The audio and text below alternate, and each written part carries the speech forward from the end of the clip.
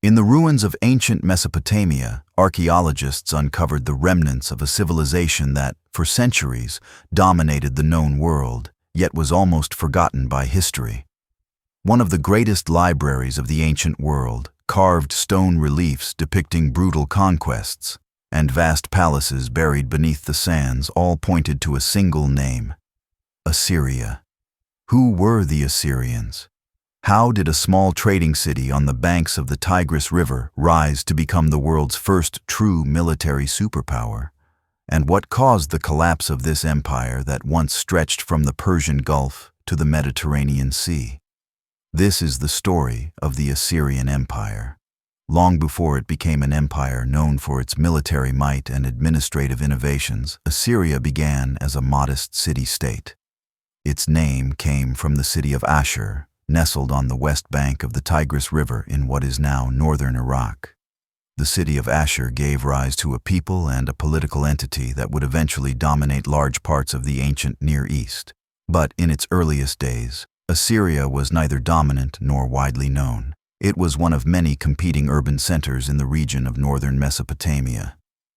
The earliest signs of human activity in Ashur date back to the 3rd millennium BCE, during the early dynastic period of Mesopotamian history. This was a time when city-states such as Ur, Lagash, and Kish were thriving in the south, forming what we often call Sumer. These cities were more advanced, wealthier, and more politically developed than their northern neighbors. Still, northern Mesopotamia, with its more temperate climate and greater rainfall, had its own advantages. Over time, this region gave rise to new cities, including Ashur, Nineveh, and Arbela. Ashur's earliest growth was tied to two major factors: trade and geography. Located along the Tigris River, it had access to the major trade routes that connected the resource-rich mountains of Anatolia with the urban centers of southern Mesopotamia. This position allowed Ashur's merchants to interact with a wide range of cultures, from the Hurrians in the north to the Sumerians and Akkadians in the south. During the 24th century BCE, the Akkadian Empire under Sargon of Akkad extended its control over much of Mesopotamia. This was the first known empire in the region, and it left a lasting imprint. Though Ashur was likely a small, peripheral city at the time, it would have come under Akkadian control. The influence of Akkadian language, administration, and religion spread northward. The people of Ashur began to adopt Akkadian as their spoken and written language. This early exposure to imperial rule and record-keeping planted seeds that would later grow into Assyria's own imperial ambitions. Following the fall of the Akkadian Empire in the late 22nd century BCE, Mesopotamia entered a period of fragmentation. City-states once again competed for dominance. In this context, Ashur began to grow more independent and economically active. One of the key periods in early Assyrian history was the so-called Old Assyrian period, which began around the 20th century BCE. While this period will be explored more fully in the next section, it is worth noting here that it marked the first time Ashur emerged as a real power center, albeit a modest one. The rise of Ashur as a city-state was not driven by conquest, but by commerce. Merchants from Ashur established a network of trading colonies, most famously at Kanesh in central Anatolia. These merchants were organized into powerful family businesses and regulated by the city's leadership. They traded tin, textiles, and other goods in exchange for silver and other Anatolian resources. The fact that Ashur's influence extended hundreds of miles to the north without military conquest is a testament to its commercial sophistication. At the political level, Ashur was governed by a unique blend of monarchy and oligarchy. The king was known as the Ishiak Ashur, or the Steward of Ashur, rather than as an absolute ruler. This title reflected a sense that the city's true ruler was its patron deity, also named Ashur. The human king ruled on behalf of this god and was expected to uphold justice, oversee trade, and protect the community. In fact, major decisions were often made in consultation with a city assembly made up of prominent families and elders. This early form of shared governance stood in contrast to the absolute rule seen in some southern Mesopotamian cities. Religiously, Ashur developed a strong sense of local identity centered on its patron deity. Ashur the god originally had solar aspects, but over time he came to embody the martial and sovereign qualities that reflected the ambitions of the city itself. As Assyria grew in power, Ashur the god became more and more central to its ideology. But in these early centuries, the religious life of the city revolved around temples, festivals, and rituals meant to maintain order and favor from the divine. It is also during this formative stage that Assyria began to develop a distinct cultural identity. While it borrowed heavily from Sumerian and Akkadian traditions in language, law, and literature, it adapted these elements to fit local conditions. For instance, early Assyrian legal documents show both continuity with earlier Mesopotamian codes and a distinct concern for commercial regulation, reflecting the city's mercantile orientation. By the 18th century BCE, Ashur came under the shadow of more powerful neighbors. The Amorite king Shamshi-Adad I conquered the city and incorporated it into a broader kingdom that stretched across northern Mesopotamia. Though technically not a native Assyrian, Shamshi-Adad played a significant role in shaping Assyrian institutions. He installed his sons in key cities, standardized administration, and expanded the use of written record-keeping. Under his rule, Ashur was part of a larger geopolitical framework that would foreshadow later Assyrian expansions. After the death of Shamshi-Adad, his kingdom quickly fragmented. For several centuries afterward, Assyria would remain relatively subdued, sometimes independent, sometimes subordinate to stronger powers like Babylon or the Hurrian kingdom of Mitanni. But the foundations laid in these early centuries, geographic positioning, commercial networks, religious identity, and administrative practices, allowed Assyria to endure and eventually rise again. By the dawn of the second millennium BCE, Assyria was no longer just a small city hugging the Tigris River. The Old Assyrian period, which began around the 20th century BCE, marked a new chapter in its development. This was not yet the age of empires and conquests. Instead, it was an age of trade, diplomacy, and internal consolidation. During these centuries, Assyria evolved from a local city-state into a networked commercial power that stretched far beyond its immediate borders. This transformation laid the economic and administrative groundwork that would later support imperial expansion. At the heart of the old Assyrian world was the city of Ashur. While it was not a large city by later standards, it had become a hub of commerce, tightly connected to trade routes running through the mountains, plains, and deserts of the Near East. Ashur's people, especially its merchant families, played a key role in building these routes into long-term economic systems. The merchants of Ashur were not merely traders. They were also political actors, diplomats, and keepers of records. Their activities reached far into Anatolia, especially to a site called Kanesh, known today as Kultepe in modern Turkey. Kanesh was home to the most important of the Assyrian trade colonies, or karums. The term karum refers to a commercial district, often established near or within foreign cities, where Assyrian merchants could live, store goods, and conduct business. These karums were semi-autonomous. They operated under Assyrian law and were often protected by agreements with local rulers. In Kanesh, archaeologists have discovered thousands of clay tablets written in Old Assyrian cuneiform, business records, letters, contracts, and legal texts, all packed in clay envelopes and sealed with personal stamps. These records tell us that Assyrian merchants engaged in a long-distance trade network that moved tin, textiles, and silver. Tin was particularly valuable because it was essential for making bronze, the dominant metal of the era. Since Mesopotamia had no natural sources of tin, Assyrian traders became middlemen, importing tin from the east and exporting it westward to Anatolia. In return, they brought back silver, which was used as currency and wealth in Ashur. The trade network was not managed by the state, but by large extended families. These families formed partnerships and financed caravans of donkeys that could carry goods across hundreds of miles. Fathers, sons, and brothers were often spread across different cities, maintaining businesses in both Ashur and Anatolia.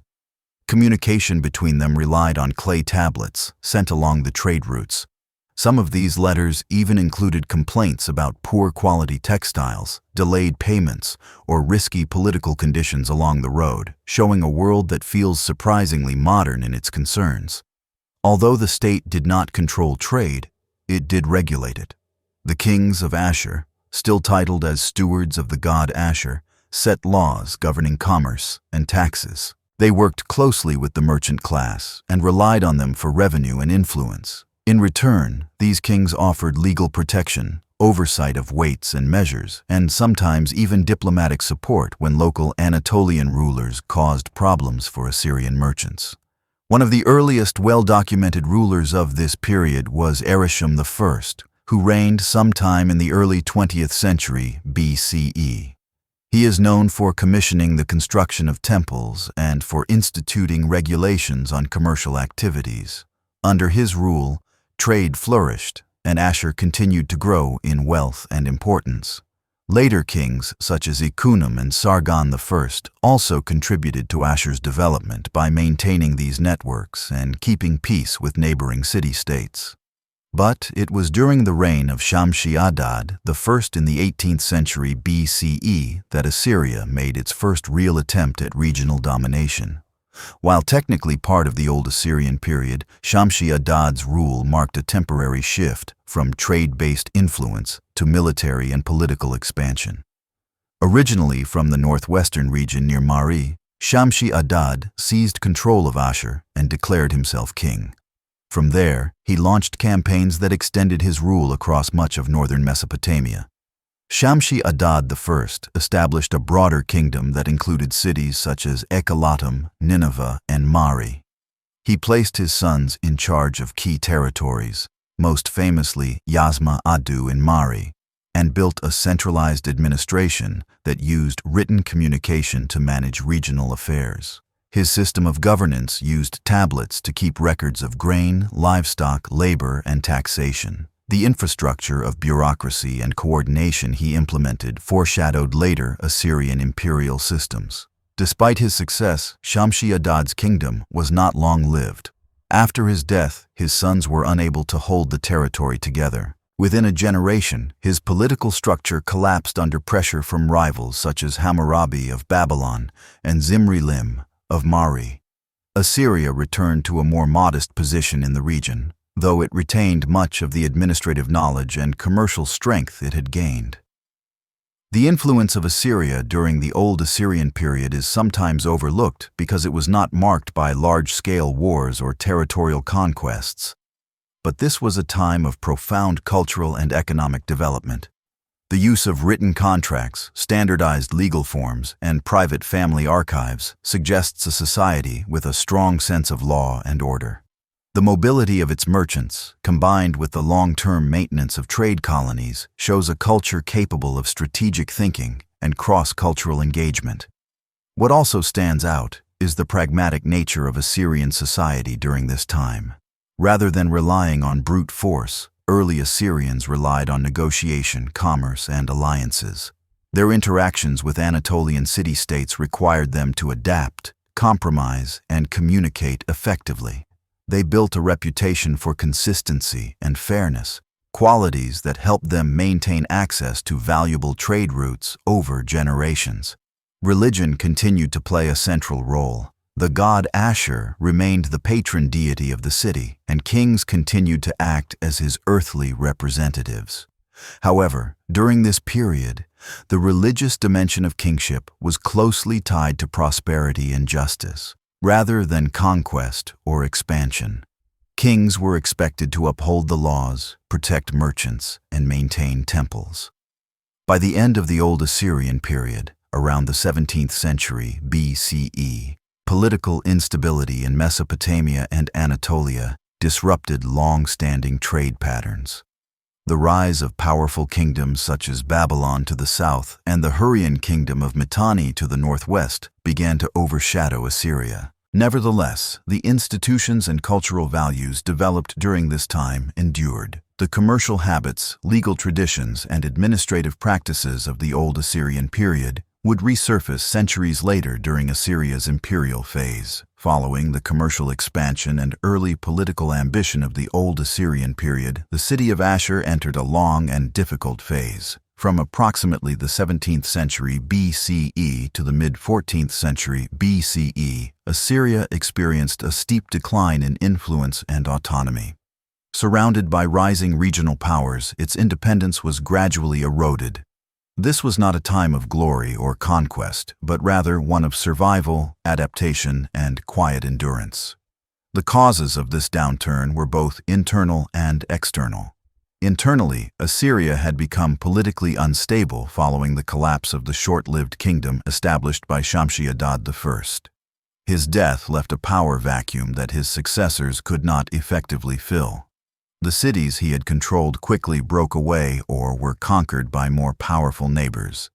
This fragmentation made it difficult for Ashur to project power or defend its interests in a changing political landscape.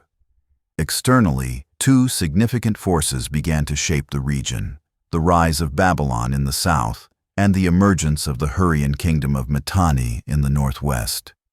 Both of these states sought control over trade routes, river valleys, and strategically important cities, placing Assyria squarely in the path of larger geopolitical ambitions. Babylon, under the rule of Hammurabi in the 18th century BCE, had already expanded northward.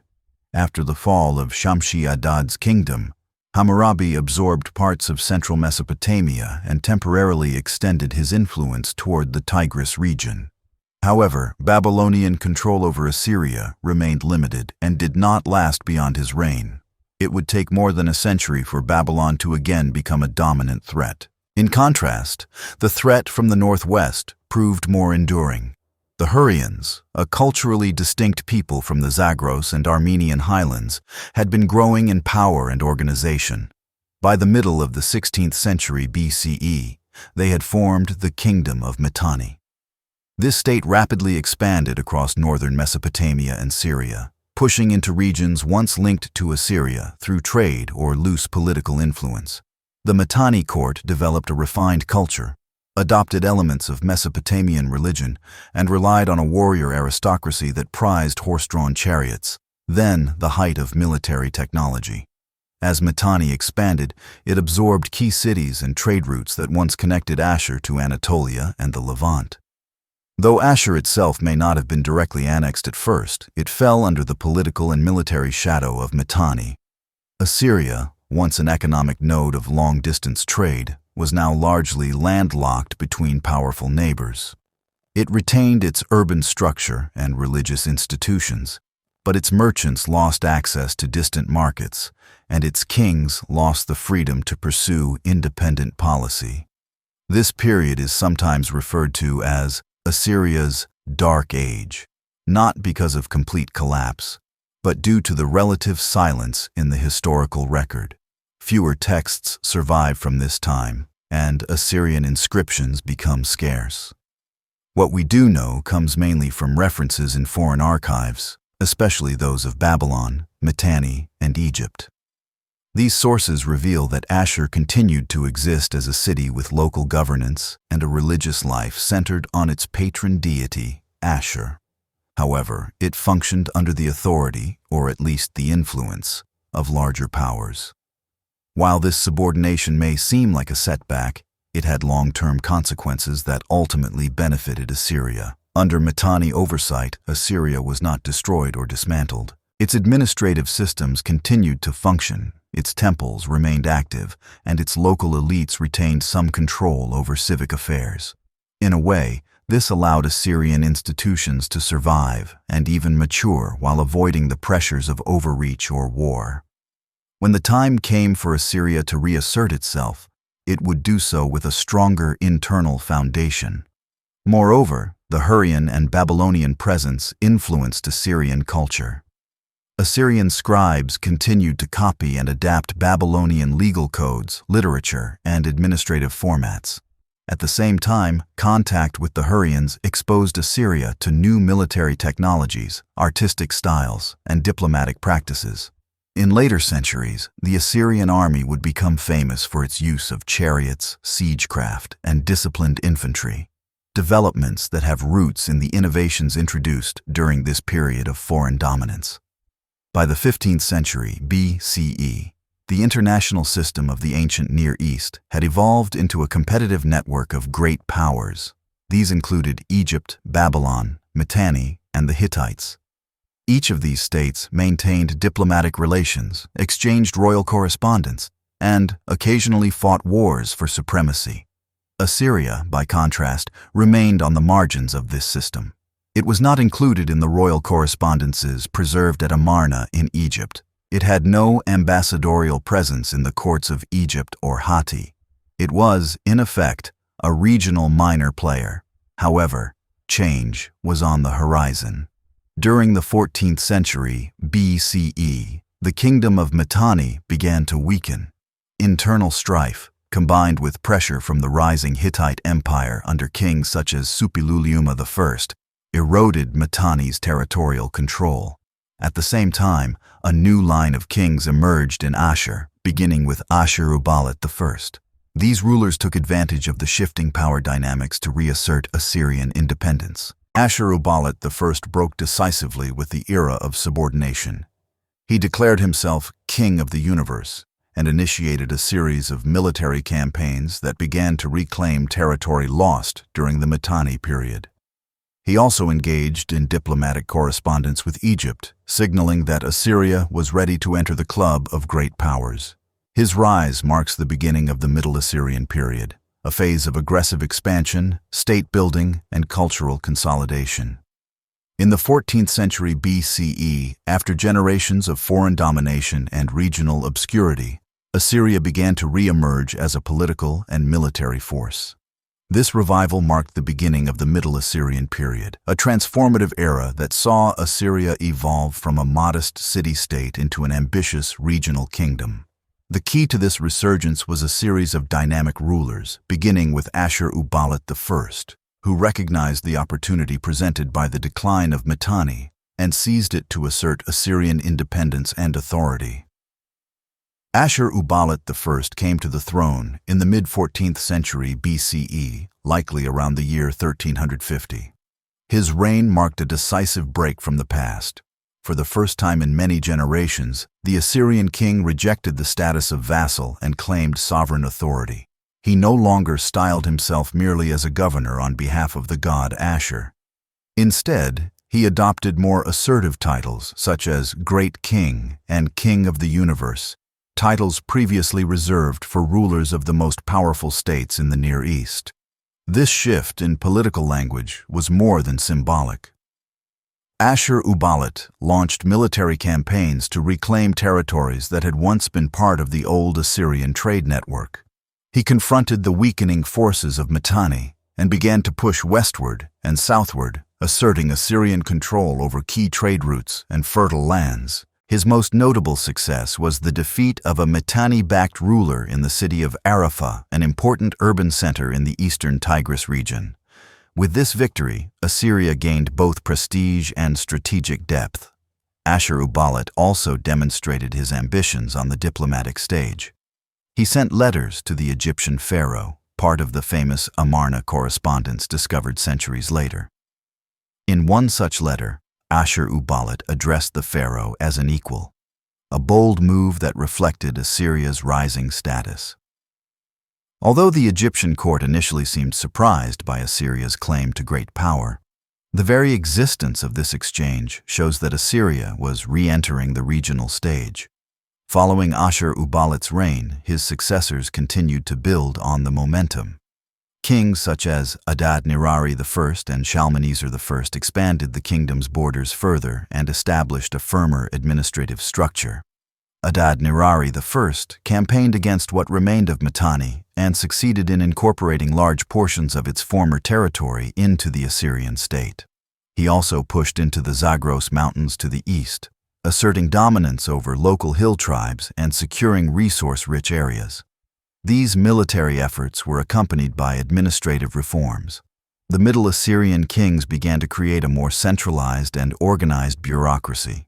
Provinces were established and governed by officials directly appointed by the king. These officials were responsible for collecting taxes, mobilizing labor, and maintaining local order. They reported regularly to the central government, creating a system of oversight that ensured loyalty and reduced the likelihood of rebellion. The army, too, underwent significant development during this period. Assyria built a standing force that could be mobilized quickly and moved efficiently across its growing territory. This military machine was supported by a logistical network that provided supplies and transport. The Middle Assyrian state also began using deportations as a political tool, relocating populations from rebellious or conquered regions to other parts of the kingdom where they could be more easily controlled and integrated. Under Shalmaneser I, who ruled in the late 13th century BCE, Assyria's ambitions expanded westward. He conducted campaigns against the Hittite-controlled regions of Syria and took the city of Carchemish, a major trading center on the Euphrates River.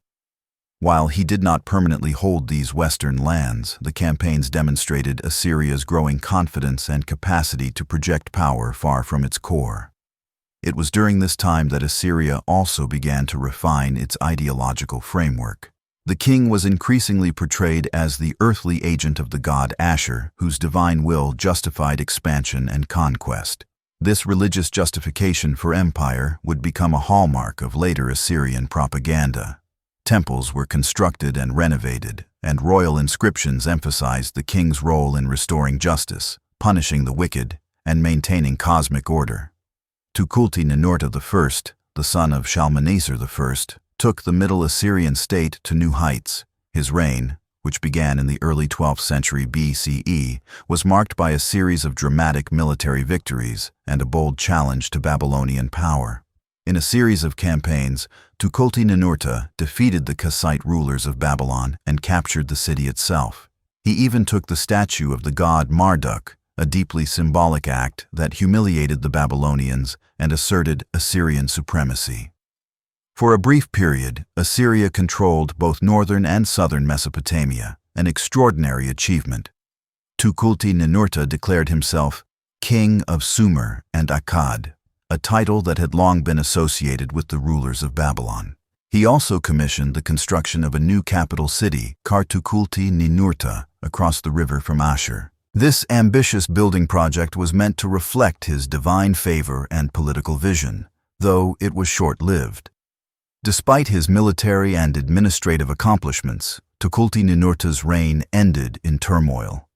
His aggressive centralization of power and religious reforms alienated key segments of the Assyrian elite. His decision to elevate the god Ashur above all others, including the traditional Mesopotamian pantheon, created tension with religious authorities. Eventually, he was overthrown and killed in a palace revolt led by his own son. The instability that followed Tukulti-Ninurta's death weakened Assyria for a time, but it did not undo the advances of the Middle Assyrian period. The administrative structures he and his predecessors had built endured. The idea of Assyria as a dominant regional power had taken root.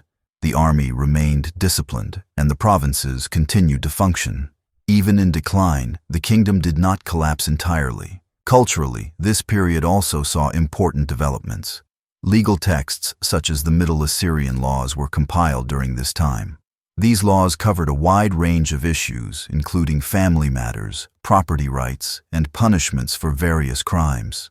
They provide valuable insight into Assyrian society, particularly its treatment of women, slaves, and social hierarchies. While often harsh by modern standards, these laws were part of a broader effort to create order and stability in a growing and diverse state. By the end of the 12th century BCE, however, Assyria began to face serious external challenges. The broader Near East was entering a period of upheaval. The Hittite Empire collapsed under the pressure of invasions and internal decay. The Mycenaean kingdoms in Greece fell, and Egypt entered a phase of decline. In this context, Assyria too began to contract. The Arameans, a group of nomadic tribes from the western desert, began to raid and settle in formerly Assyrian lands. The kingdom's borders shrank and its central authority weakened. But unlike many of its neighbors, Assyria did not disappear. It had built a durable foundation, a professional army, a functioning bureaucracy, and a strong ideological core. These institutions would survive the coming challenges and eventually enable a much more powerful resurgence. As the Middle Assyrian period entered its final phase, the kingdom found itself at a critical juncture. While its military institutions and administrative foundations remained strong, external threats and internal pressures had begun to chip away at the stability established by earlier rulers. It was in this context, around the early 12th century BCE, that Tiglath-Pileser I ascended the throne. His reign would mark the final great flourish of the Middle Assyrian Empire and would stand as a powerful statement of ambition, reform, and cultural achievement. Tiglath-Pileser I came to power at a time when Assyria was facing mounting challenges. The kingdom's western territories had become increasingly unstable due to incursions by Aramean tribes. In the north, various mountain peoples were asserting their independence, threatening Assyrian control over critical routes and resources. Meanwhile, to the west and southwest, the collapse of major powers such as the Hittite Empire had left a vacuum that ambitious rulers sought to fill. Tiglath-Pileser recognized these shifting dynamics and set out to reassert Assyrian dominance across the region. One of the defining features of his reign was a series of aggressive military campaigns that targeted nearly every frontier of the kingdom. His annals, lengthy inscriptions recording his exploits, reveal a determined strategy to restore control over key territories and to project power far beyond Assyria's core cities. His campaigns stretched west into Syria, north into Anatolia, and east into the Zagros Mountains. In his inscriptions, Tiglath-Pileser proudly claimed to have crossed the Euphrates River multiple times and even to have reached the shores of the Mediterranean Sea. While such boasts should be read with caution, they reflect a real expansion of Assyrian influence. One major military target during his campaigns was the land of Nairi, a region composed of loosely organized tribes and small kingdoms in the mountainous areas of southeastern Anatolia. This region had strategic importance due to its access to timber, metals, and trade routes. Tiglath-Pileser's campaigns there were not just punitive. They were aimed at incorporating these regions into the Assyrian sphere through tribute, treaties, and sometimes direct control. He took hostages, demanded oaths of loyalty, and often deported rebellious populations to ensure compliance. In the west, he faced the growing threat of Aramean groups who had begun to settle in areas previously under Assyrian influence. These semi-nomadic tribes were not easily subdued. Rather than operating as a single unified enemy, the Arameans moved in scattered bands, launching raids and then retreating into difficult terrain. Tiglath-Pileser's response was to establish fortified centers and garrisons to monitor and respond to Aramean activity. He also carried out large-scale deportations, resettling captured Aramean groups in Assyrian-held territories, a strategy that would be used with increasing frequency in later centuries. Aside from his military achievements, Tiglath-Pileser I is also notable for his contributions to Assyrian culture and royal ideology. He was a patron of the arts, a builder of temples, and one of the first Assyrian kings to present himself not only as a warrior, but also as a scholar and civilizer. In his inscriptions, he boasted of his knowledge of languages, his interest in religious texts, and his restoration of ancient traditions. He presented himself as a king who ruled not only with the sword, but also with wisdom. One particularly important temple restoration under Tiglath-Pileser's reign was that of the temple of the god Ashur in the city of Ashur itself. This was more than a religious act. It was a reaffirmation of the king's legitimacy and the central role of the divine in Assyrian kingship. By rebuilding and embellishing temples, the king reinforced his position as the chosen servant of the gods. He also added to the city's prestige, transforming Ashur into not just a political capital, but a spiritual center. His reign also saw the compilation and preservation of royal inscriptions and historical records. These texts served multiple purposes. They glorified the king, recorded legal and administrative matters, and preserved cultural memory. Tiglath-Pileser's use of these inscriptions set a precedent for later Neo-Assyrian rulers, who would expand this tradition into elaborate narrative reliefs and monumental inscriptions. In foreign affairs, Tiglath-Pileser skillfully navigated a fractured geopolitical landscape.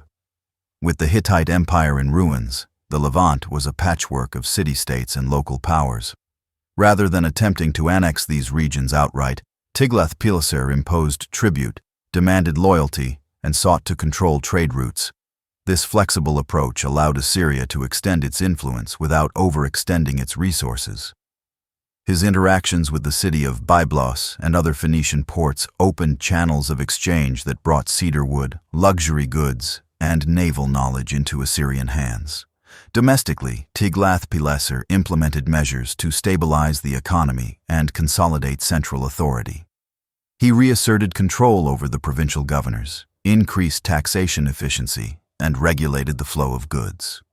He also restructured parts of the army to make it more responsive to both internal threats and frontier warfare. These administrative reforms helped preserve Assyria's strength during the turbulent years that followed his death. Despite his many accomplishments, Tiglath-Pileser's success was not permanent.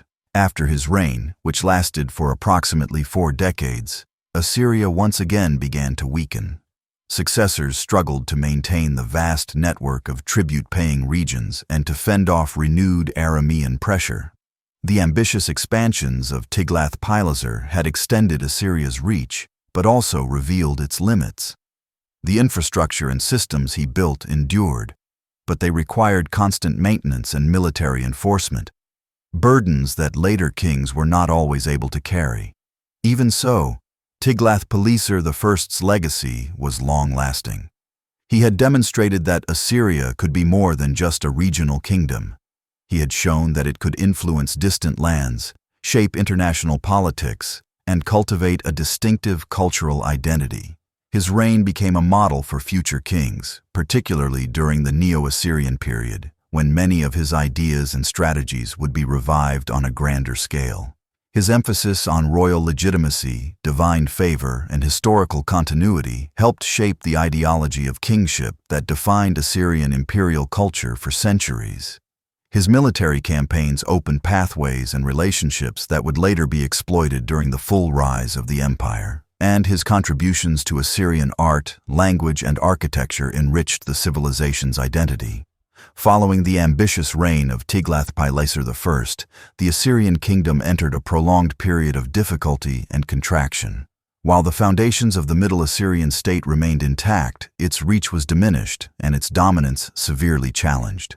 From roughly the late 12th century BCE through much of the 11th century BCE, Assyria faced internal weakness and mounting external threats, most notably from the west in the form of the Aramean incursions. This was not merely an Assyrian problem. The entire Near East was undergoing a period of profound transformation.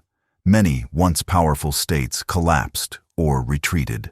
The Hittite Empire had disintegrated into smaller principalities. Egypt's influence in the Levant had been curtailed. Trade routes were disrupted, cities depopulated, and new peoples, particularly the so-called Sea Peoples and Arameans, began to move across the region in unpredictable ways. This era of instability is often referred to as part of the Late Bronze Age collapse, a widespread systemic crisis that reshaped the political landscape. For Assyria, the most immediate and enduring threat came from the Arameans. These were Semitic-speaking, tribal groups originating from the deserts and steppes of Syria. Unlike earlier nomadic peoples, the Arameans were not just raiders. Over time, they began to settle in formerly urbanized areas, establishing towns, cultivating land, and forming small polities.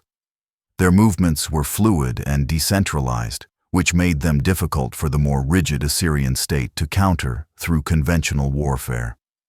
During the decades after Tiglath-Pileser I's reign, Aramean groups began crossing the Euphrates and penetrating deep into Assyrian-controlled territory. They raided settlements, disrupted agriculture, and challenged Assyrian authority in the western provinces. These incursions were not isolated events, but part of a larger pattern of migration and settlement that gradually altered the demographic and political character of the region. Assyrian kings responded with military campaigns, but these efforts were often reactive and short-lived. The kingdom was suffering from internal weaknesses that made sustained defense difficult. Several factors contributed to this vulnerability. First, royal succession became less stable, with frequent changes in leadership. Second, the economic base of the state had been weakened by the loss of tribute-paying regions and the disruption of trade. Third, the constant need for military responses to Aramean pressure strained the administrative and logistical capacities of the kingdom. One example of these struggles can be found in the reign of Ashur-bel-kala, a king of the early 11th century BCE. He attempted to reassert Assyrian control through military campaigns and even secured a marriage alliance with Babylon. However, his reign was marked by instability, and after his death, the royal line fragmented. A period of succession disputes and short reigns followed, weakening the central authority even further. During this same period, the Arameans moved beyond mere raiding and began settling permanently in northern Mesopotamia. They occupied territories along the Khabur River, established new settlements near the Tigris, and, in some cases, took over old Assyrian administrative centers. The city of Nineveh, once a symbol of Assyrian strength, fell into decline and partial abandonment during this time. Other provincial towns were overrun or heavily damaged. The Aramean presence had a long-term impact on the region. They introduced their language, Aramaic, which eventually became the lingua franca of much of the Near East. Though initially perceived as a threat, the Arameans would later be absorbed into the Assyrian administrative and military systems, and their language would even be used in official correspondence during the Neo-Assyrian period. But during the 11th century BCE, they represented a serious existential challenge. Compounding the Aramean threat was the growing power of Babylon to the south. Although the Kassite dynasty in Babylon had been overthrown, the southern kingdom remained a potent rival. Periodic conflicts between Assyria and Babylon continued during this time, further draining Assyrian resources and attention. While neither side was able to achieve total dominance, the constant warfare contributed to a general atmosphere of insecurity and economic hardship. Internally, the Assyrian state began to fragment. Central control over the provinces weakened, and local governors gained more autonomy. Tax revenues declined, and royal building projects slowed. There is evidence that in some areas, agriculture was abandoned or significantly reduced due to insecurity and depopulation. Temple inscriptions and royal annals from this period are scarce, suggesting a general decline in record-keeping and state-sponsored construction. Yet, even in decline, Assyria did not vanish. The core cities, Ashur, Nineveh, Arbela, remained inhabited and maintained their cultural and religious traditions. The worship of the god Ashur continued, and temples still functioned, albeit with reduced resources. The continuity of these institutions provided a sense of identity and stability that helped Assyria endure through these lean years. It is important to recognize that this period of contraction was not unique to Assyria. The broader ancient world was undergoing what some scholars call a systems collapse, in which interconnected networks of trade, diplomacy, and administration broke down across the eastern Mediterranean and Near East. In this context, Assyria's survival, even in diminished form, was a notable achievement. Toward the end of the 11th century BCE, signs of stabilization began to appear. A new royal line emerged in Ashur, more disciplined and focused on restoring order within the heartland. While the western provinces remained contested, central Assyria began to recover administratively and economically. The local elites, who had maintained continuity during the crisis, began to work with the monarchy again, and some limited campaigns were launched to reassert control over lost territories. By the beginning of the 10th century BCE, Assyria stood at a crossroads. After more than a century of decline, marked by Aramean incursions, internal fragmentation, and diminishing central authority, the kingdom remained intact but diminished. Its core cities, Ashur, Nineveh, and Arbela continued to function, but Assyria's political reach had largely collapsed. The provinces that once extended deep into Syria and beyond had either been lost or heavily compromised. In this fragile context, a new ruler emerged, Ashur-dan II. Ashur-dan II reigned during the early decades of the 10th century BCE, and although his name may not be as widely recognized as some of his successors, his reign marked a turning point in Assyrian history. He did not inherit a strong empire, but his steady efforts laid the structural groundwork for what would become the Neo-Assyrian Empire, an empire that would eventually dominate the Near East for nearly 3 centuries. Ashur-dan II began his reign with a focused objective: to secure and consolidate the Assyrian heartland. His early campaigns were not directed toward distant lands or symbolic victories, but were concentrated in northern Mesopotamia, particularly in areas that had fallen into Aramean hands during the previous century. The focus was pragmatic: reclaim control of land, restore agricultural production, and reassert administrative authority. He targeted the foothills of the Zagros Mountains to the east and the territories along the upper Tigris and its tributaries. These areas were crucial for the food supply and for maintaining safe communication lines between the core cities. The Aramean tribes, although not organized into formal states, had settled in many of these regions. Ashur-dan's campaigns involved not only direct military action, but also the re-establishment of fortresses and garrisons to maintain control over these strategic zones. One of the significant features of Ashur-dan's rule was the reoccupation of abandoned lands. During the crisis of the previous century, many agricultural regions had been depopulated due to insecurity and Aramean pressure. Ashur-dan initiated a deliberate policy of resettlement, encouraging the return of farmers and the rebuilding of villages. He restored irrigation systems and worked to bring economic life back to areas that had long been neglected. This restoration of agricultural productivity was not simply a matter of economic policy. It served a political purpose. A reliable food supply meant a stronger state, capable of feeding its army and supporting its bureaucracy. Resettled populations were more easily taxed and monitored. By investing in the heartland first, Ashur-dan strengthened the central state's capacity for future expansion. Another important aspect of his reign was the reorganization of the military. The army, which had suffered from disuse and disrepair during the prior century, began to be rebuilt into a professional force. While not yet as large or specialized as the armies of later Neo-Assyrian kings, this new force was more disciplined, more mobile, and increasingly equipped to deal with both tribal raids and fortified urban resistance. Ashur-dan II also reasserted royal authority over provincial governors. These officials, who had gained considerable autonomy during the preceding period of decline, were brought back under tighter central control. The king reappointed loyal governors and created new administrative units where necessary. These efforts helped ensure that tribute and military levies were collected more efficiently and that local power did not rival the throne. Although Ashur-dan's military campaigns were mostly regional, they extended far enough to re-establish Assyrian influence over key borderlands. His annals record victories over local tribes and petty kings in the northern mountains and over Aramean settlements to the west. These campaigns often involved the traditional practices of tribute collection and deportation of rebellious populations. However, unlike in later periods, these actions were still relatively limited in scale. The ideology of kingship during Ashur-dan's time began to shift subtly as well. While the king still acted as the steward of the god Ashur, there was a renewed emphasis on restoring divine order by reclaiming lost territory.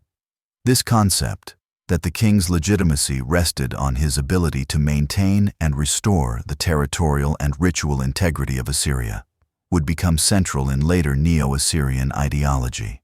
Ashur-dan's inscriptions speak of repairing temples, honoring the gods, and restoring justice in the land, blending religious duty with political strategy. Culturally, his reign marked a quiet but significant revival. Inscriptions and building projects, while modest compared to later periods, resumed after a long silence. Stone inscriptions detailing military campaigns and temple restorations have survived, providing rare glimpses into this transitional era. These texts are more concise and practical than the elaborate annals of later rulers, but they reflect a renewed confidence in the durability and legitimacy of the Assyrian state. Ashur-dan II's reign is sometimes viewed as the bridge between the Middle and Neo-Assyrian periods. While he did not expand the empire in dramatic ways or launch monumental building programs, he restored the basic institutions of the state, revived the military, and re-established Assyrian presence in its core territories. These efforts would be expanded dramatically by his successors. In particular, his son and successor, Adad-nirari II, would take up his father's legacy and begin the outward expansion that would mark the true beginning of the Neo-Assyrian Empire. Building on the secure foundations laid by Ashur-dan, Adad-nirari would lead campaigns deep into Babylonia and westward into Syria. He would formalize administrative reforms and elevate Assyria once again to the level of a great power. In the early 9th century BCE, Assyria underwent a dramatic transformation under the rule of Ashurnasirpal II. His reign not only marked a new phase of imperial expansion, but also introduced key political, military, and cultural innovations that would define the Neo-Assyrian Empire at its height. He was both a brutal military commander and a patron of the arts, a ruler who governed through fear and awe, and who reshaped the very idea of Assyrian kingship. Ashurnasirpal II came to power around the year 883 BCE, succeeding his father Tukulti-Ninurta II. While his father had made steady gains in re-establishing Assyrian power in northern Mesopotamia, Ashurnasirpal's ambitions were much broader. He envisioned a renewed empire not just focused on defensive consolidation, but on aggressive expansion and administrative reform. One of the earliest and most defining aspects of Ashurnasirpal's reign was his uncompromising use of military force.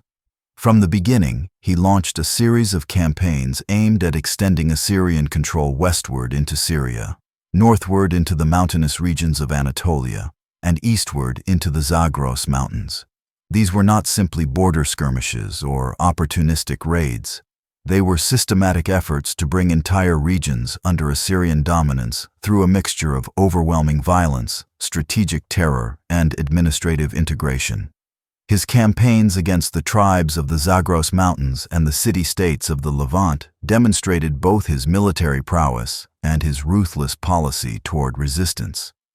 In his royal inscriptions, Ashurnasirpal II described with disturbing detail the punishments inflicted on cities that refused to submit: impalements, flayings, mass deportations, and the destruction of fortifications. These accounts were not just historical records, they were tools of psychological warfare, meant to intimidate future opponents and enforce compliance without the need for further battle. While the violent imagery in his inscriptions was undoubtedly exaggerated for effect, it is clear that Ashurnasirpal viewed terror as a central instrument of rule.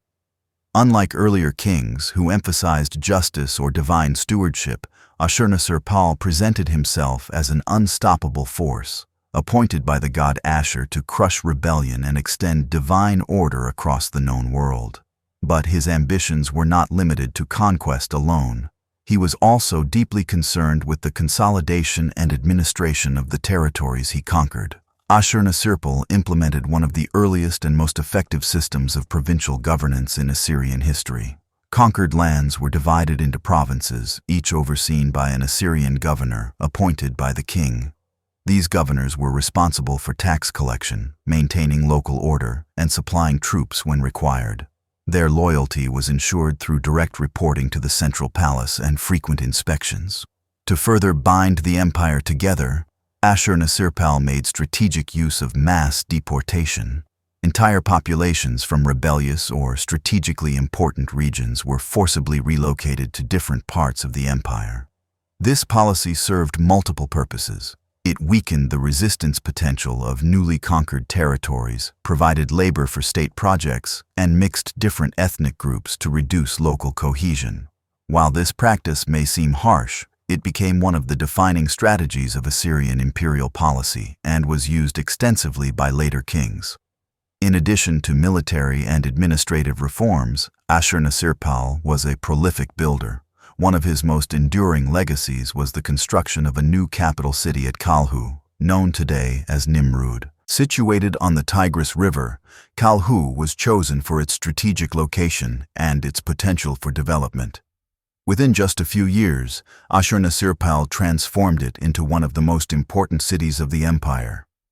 The construction of Kalhu was both a practical and symbolic act. It allowed the king to establish a fresh administrative center free from the traditional elite structures of Ashur, while also serving as a monument to his power and divine favor. The new city featured massive walls, ornate temples, and one of the largest palace complexes of the ancient world. Known as the Northwest Palace, this building became a model for later Assyrian palaces and was filled with carved reliefs depicting the king's campaigns, religious rituals, and scenes of royal life.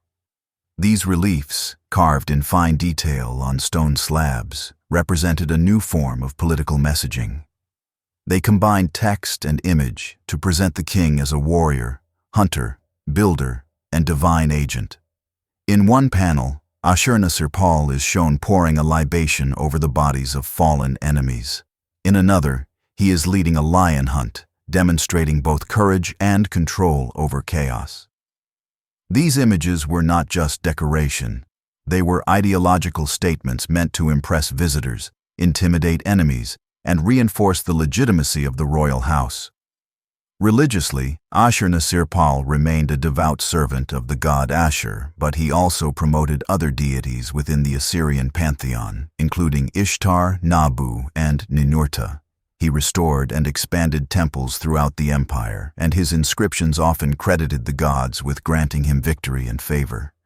This emphasis on divine support was central to his rule, as it framed his actions, not only military conquests, but also administrative decisions, as expressions of divine will. Economically, Ashurnasirpal's expansionist policies brought in vast quantities of tribute from vassal states and conquered peoples. Horses, metals, timber, precious stones, and luxury goods flowed into Assyrian storehouses. These resources funded further campaigns, palace construction, and religious offerings. The wealth collected from across the empire also allowed the state to support artisans, scribes, and craftsmen, contributing to a flourishing of cultural activity. To celebrate the completion of his new capital at Kalhu, Ashurnasirpal held a massive banquet, an event recorded in a commemorative inscription. He claimed to have fed more than 69,000 guests from across the empire, an event designed to showcase his wealth, generosity, and unchallenged dominance. Whether this figure was literal or symbolic, the message was clear. The king stood at the center of a vast, ordered, and prosperous world. When Ashurnasirpal II died, the throne passed to his son, Shalmaneser III, who ruled from the mid-9th century BCE. Inheriting a strong army, a centralized administration, and the new capital at Kalhu, Shalmaneser faced both opportunity and challenge. His reign would test the limits of Assyrian expansion, particularly in the politically complex lands to the west.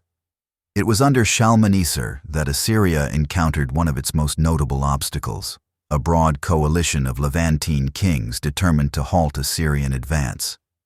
This confrontation culminated in the famous Battle of Karkar. Shalmaneser III's reign began with momentum. Determined to continue the imperial ambitions of his father, he launched annual military campaigns, an approach that became a hallmark of Assyrian kingship.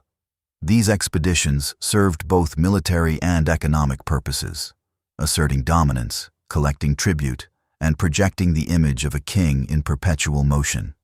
His targets included regions in the north, such as Urartu, and to the west into Syria and the Levant. The western territories were especially significant.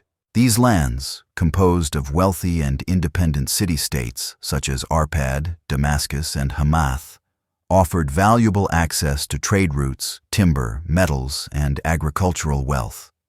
Yet unlike the fragmented hill tribes of the Zagros or the loosely organized settlements of the north, the Levantine kingdoms were politically organized, militarily capable, and deeply interconnected through diplomacy and trade. Assyrian expansion into this region would not go unchallenged.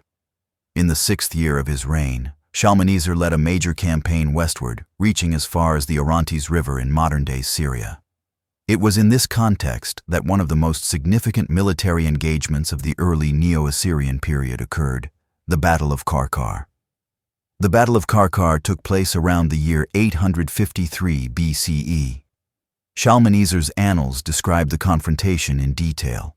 According to these inscriptions, he faced a formidable alliance of 11 kings, the most notable of whom were Hadadezer of Damascus and Ahab of Israel. Other members of the coalition included the kings of Hamath, Arwad, and Egypt, among others. Each ruler contributed troops and resources to resist the Assyrian advance. The battle was not just a military clash, it was a geopolitical event. For the first time, multiple states had coordinated a joint military response to Assyrian aggression. It reflected a growing awareness of the Assyrian threat and a willingness to set aside local rivalries in favor of a collective defense. Shalmaneser claimed victory in his inscriptions, listing the vast numbers of enemy soldiers slain and cities subdued. He recorded that he engaged in battle and routed the coalition forces, driving them back. However, most historians now believe that the battle was either inconclusive or perhaps even a strategic setback for Assyria. Despite the king's declarations, there is no evidence that Assyria gained permanent control over the coalition cities in the immediate aftermath of Karkar. In fact, Shalmaneser returned to the region repeatedly in subsequent years to deal with continued resistance. The Battle of Karkar highlights an important pattern in Assyrian military history. Even though Assyria possessed a superior military in terms of organization and resources, it faced serious limitations when dealing with well-organized coalitions. The costs of sustained campaigning, the difficulty of occupying fortified cities, and the resistance of local populations all placed constraints on Assyrian ambitions. Despite this, Shalmaneser III did not relent. Over the next several decades, he continued to campaign across multiple fronts. In the north, he fought against the kingdom of Urartu, a powerful and rising state centered in the highlands of eastern Anatolia. In the east, he targeted the Zagros mountain tribes. In the west, he returned to the Levant multiple times, gradually weakening the unity of the anti-Assyrian coalition. In addition to military activity, Shalmaneser devoted attention to public works and propaganda. He expanded the city of Kalhu, adding new temples and administrative buildings. Most famously, he commissioned the Black Obelisk, a tall, four-sided monument covered in inscriptions and reliefs that detail his campaigns and the tribute received from subject kings. This obelisk provides one of the most valuable historical records of the period and includes the first known depiction of an Israelite king, Jehu of Israel, bowing before Shalmaneser in submission. The obelisk was not just a monument to victory. It was a visual tool of royal ideology. It depicted Shalmaneser as a universal ruler, one to whom foreign kings paid tribute and swore loyalty. Through these images and inscriptions, the Assyrian court crafted a narrative of uninterrupted dominance, even when military outcomes were more ambiguous. Shalmaneser also introduced some administrative refinements.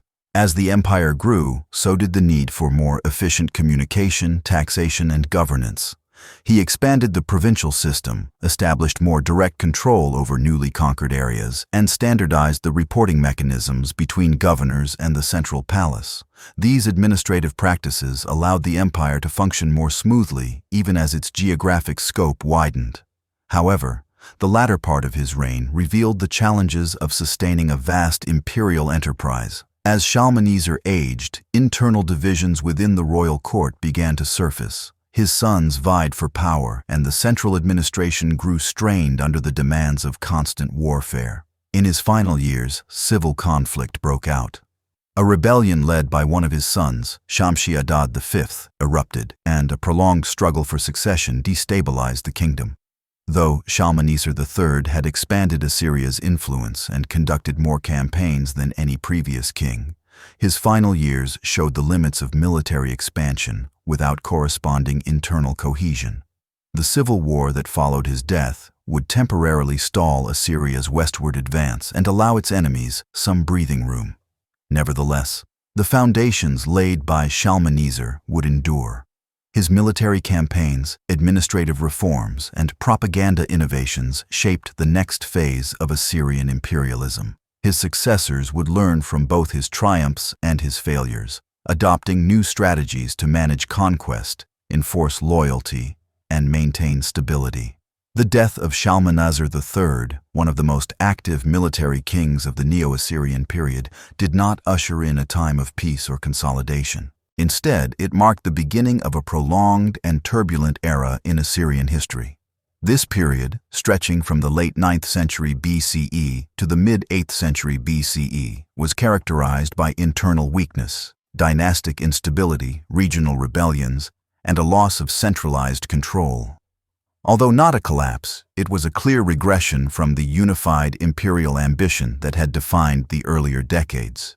The roots of this instability lay in the succession struggle that began even before Shalmaneser's death. Toward the end of his reign, he had grown old and increasingly reliant on court officials and trusted generals. In this political vacuum, his sons began to position themselves for power. The most prominent of these was Shamshi-Adad V, who eventually emerged victorious, but only after a bitter civil war that lasted several years. Shamshi-Adad V's rise was not without cost. His rebellion against his brother and the subsequent conflict had weakened the prestige of the monarchy and strained the military and economic resources of the state. During his reign, Assyrian authority was challenged both internally and externally. Provincial governors, sensing the vulnerability of the central court, began to act with greater independence. Some withheld tribute, others neglected to send troops, and a few even initiated semi-autonomous rule in their respective regions. One of the most significant events during this time was the increasing power of the provincial elites. These governors, appointed in earlier decades to manage the growing territory of the empire, had access to resources, troops, and administrative infrastructure. In the absence of strong central oversight, many began to build their own power bases. Although they still acknowledged the authority of the king in name, their actions reflected a shift toward local control. Shamshi-Adad V did make efforts to reassert royal authority. He conducted military campaigns, particularly in Babylonia and along the Zagros frontier. He also invested in religious projects to bolster his legitimacy, restoring temples and commissioning inscriptions that portrayed him as a restorer of order. However, his efforts were limited in scope and failed to reverse the broader trend of decentralization. The prestige of the monarchy had been damaged, and it would take more than isolated campaigns to repair it. After his death, the throne passed to his son, Adad-nirari III, who came to power as a child.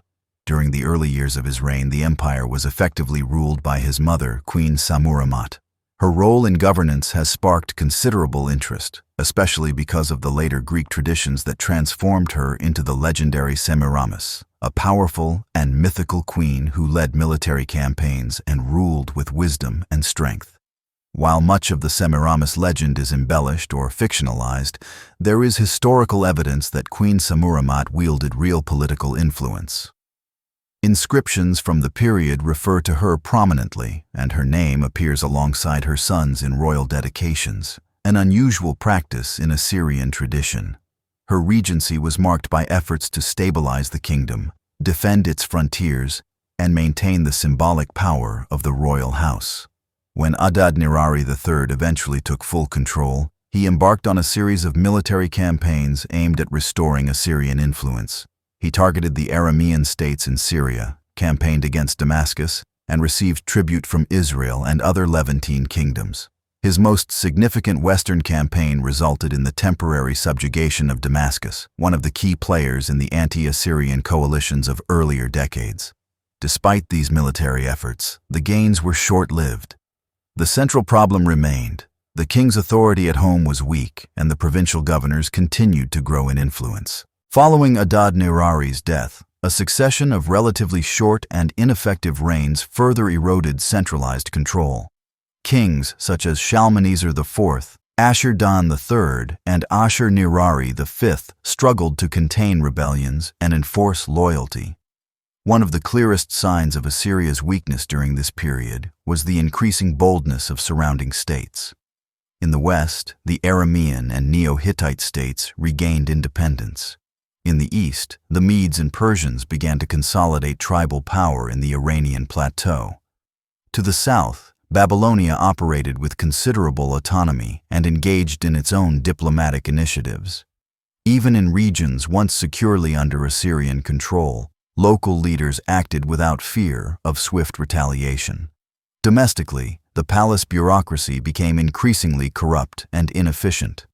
Resources were mismanaged, military discipline declined, and the infrastructure of empire began to fray.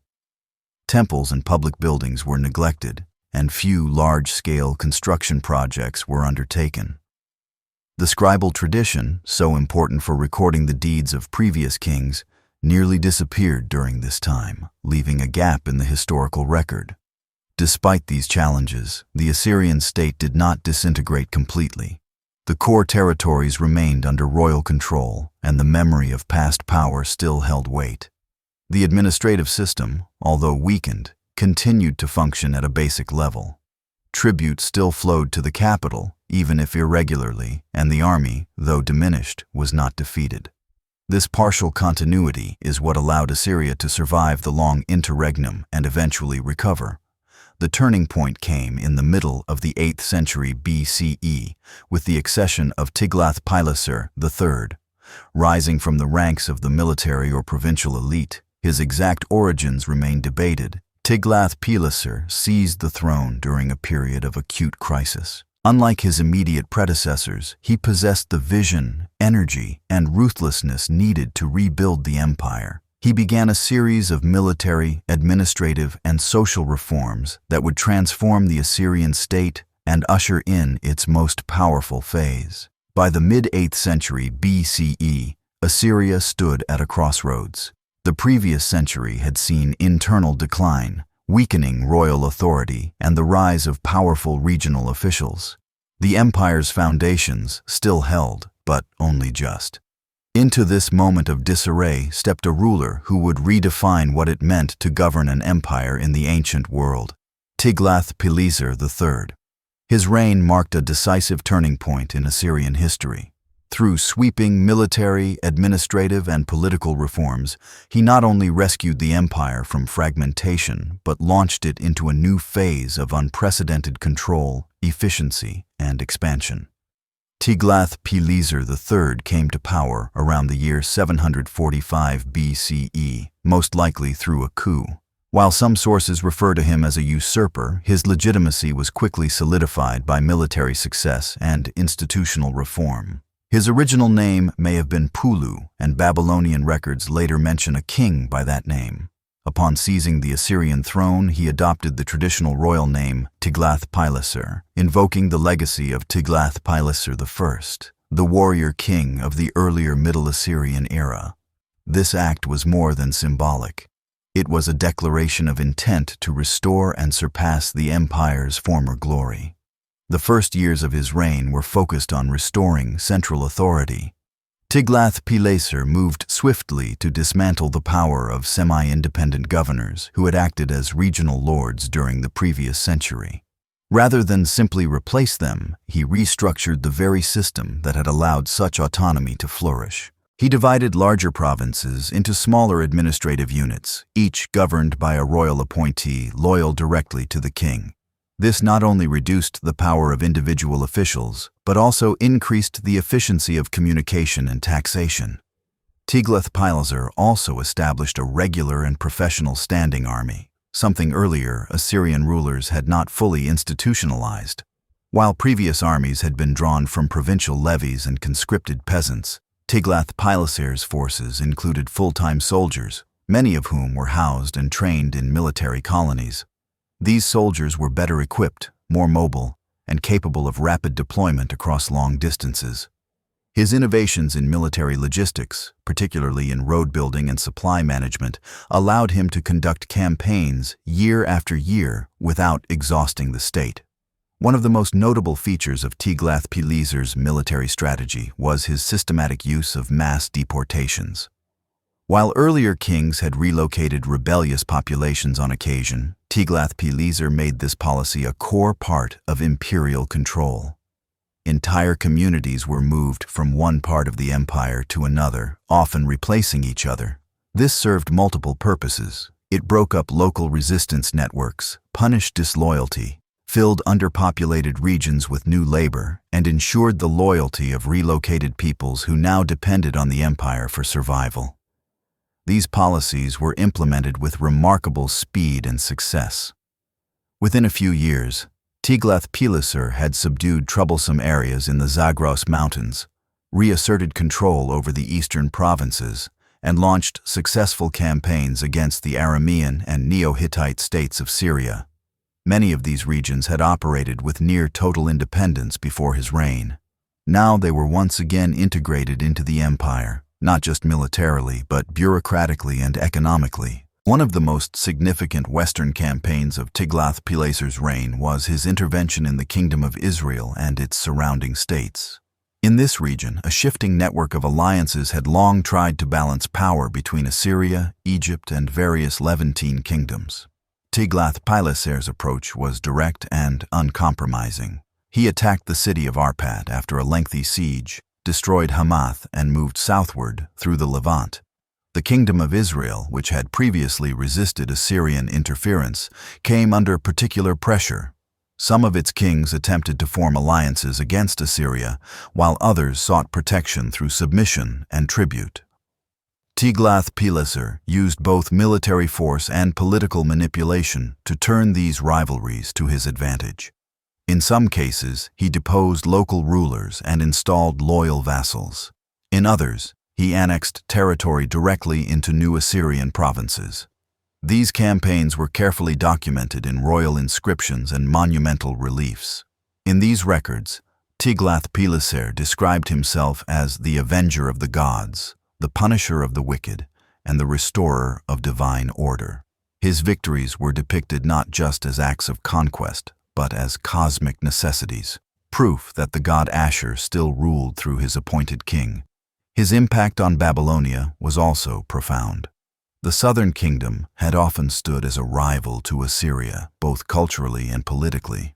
Rather than engage in endless war, Tiglath-Pileser pursued a more subtle strategy. He used a combination of military pressure and political diplomacy to gain influence in Babylon. Eventually, he crowned himself king of Babylon, becoming one of the first Assyrian rulers to hold both titles simultaneously. This union of the Assyrian and Babylonian crowns was an extraordinary development. It allowed Tiglath-Pileser to control the religiously significant city of Babylon while also securing the southern frontier of his empire. His reign also marked a shift in the visual and symbolic language of Assyrian power. Reliefs from his palaces depict not only scenes of battle and tribute, but also the organization of the empire itself. Officials counting tribute, scribes recording inventories, and engineers overseeing construction. These scenes reflect a new imperial ideology, one that emphasized not just conquest, but order, structure, and permanence. Tiglath-Pileser's reforms extended even into the religious sphere. While he remained a devout servant of Ashur, he also promoted other deities such as Nabu and Ishtar.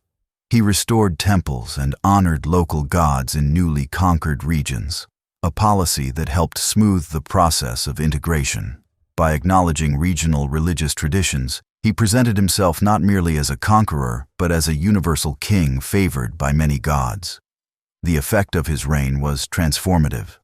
Under Tiglath-Pileser, the Assyrian Empire became more centralized, more professional, and more ideologically unified than ever before. His policies of administrative reorganization, deportation, and professional military development became permanent features of the Neo-Assyrian state. Later kings would adopt and expand these measures, but it was Tiglath-Pileser who laid the foundations. The death of Tiglath-Pileser III in the late 8th century BCE marked the end of one of the most transformative reigns in Assyrian history. His successor, Shalmaneser V, inherited a centralized, militarized, and administratively efficient empire. While Shalmaneser's reign was relatively brief, it played a critical role in continuing Assyria's westward expansion, most notably through the final conquest of the Kingdom of Israel and the capture of its capital, Samaria. Shalmaneser V ascended to the throne around the year 727 BCE. His claim to power was undisputed, and he likely benefited from the stable system his father had left behind. However, the weight of expectation was immense. The empire had become a machine of constant conquest, requiring military leadership, political decisiveness, and unrelenting focus. Shalmaneser's reign would be defined not by innovation, but by a single monumental event: the fall of Samaria. By the time Shalmaneser took power, the Levant remained a region of both strategic value and political instability. The Kingdom of Israel, once a significant regional power, had fallen into decline. Internally divided, weakened by previous defeats, and under pressure from both Assyria and neighboring kingdoms, Israel struggled to maintain independence. Earlier kings of Israel had alternated between paying tribute to Assyria and joining anti-Assyrian coalitions. These shifting loyalties had long tested Assyrian patience. During Tiglath-Pileser's campaigns, portions of Israel's territory, particularly in the north and east, had already been annexed and converted into Assyrian provinces. Several towns and tribal regions had been depopulated, and the deported inhabitants were resettled elsewhere in the empire. Despite this, the core of the Israelite kingdom, centered around its capital Samaria, remained intact, though as a vassal state. At the time of Shalmaneser's accession, the throne of Israel was held by King Hoshea. Initially, Hoshea maintained his loyalty to Assyria, continuing the practice of sending annual tribute to the Assyrian court. However, political tensions soon emerged. Hoshea, perhaps sensing a window of opportunity during the early phase of the new king's reign, attempted to rebel against Assyrian dominance. He entered into an alliance with Egypt, a longtime rival of Assyria, and withheld tribute. This act of defiance triggered a decisive response from Shalmaneser V. Sometime in the early years of his reign, the Assyrian army was mobilized to march on Samaria. The campaign was methodical. The Assyrian military machine, well developed under Tiglath-Pileser, could coordinate long-distance supply lines, besiege fortified cities, and conduct siege warfare with unmatched precision. Samaria, a well-fortified city perched on a defensible hilltop, did not fall immediately. According to later sources, including the Hebrew Bible and Assyrian records, the siege lasted for approximately 3 years. This duration suggests that the city was well prepared for resistance and that its defenders hoped for relief, perhaps expecting Egyptian intervention. However, no significant Egyptian assistance materialized. The Assyrian forces maintained pressure, likely cutting off supplies, undermining fortifications, and launching periodic assaults. Eventually, the city's defenses were breached.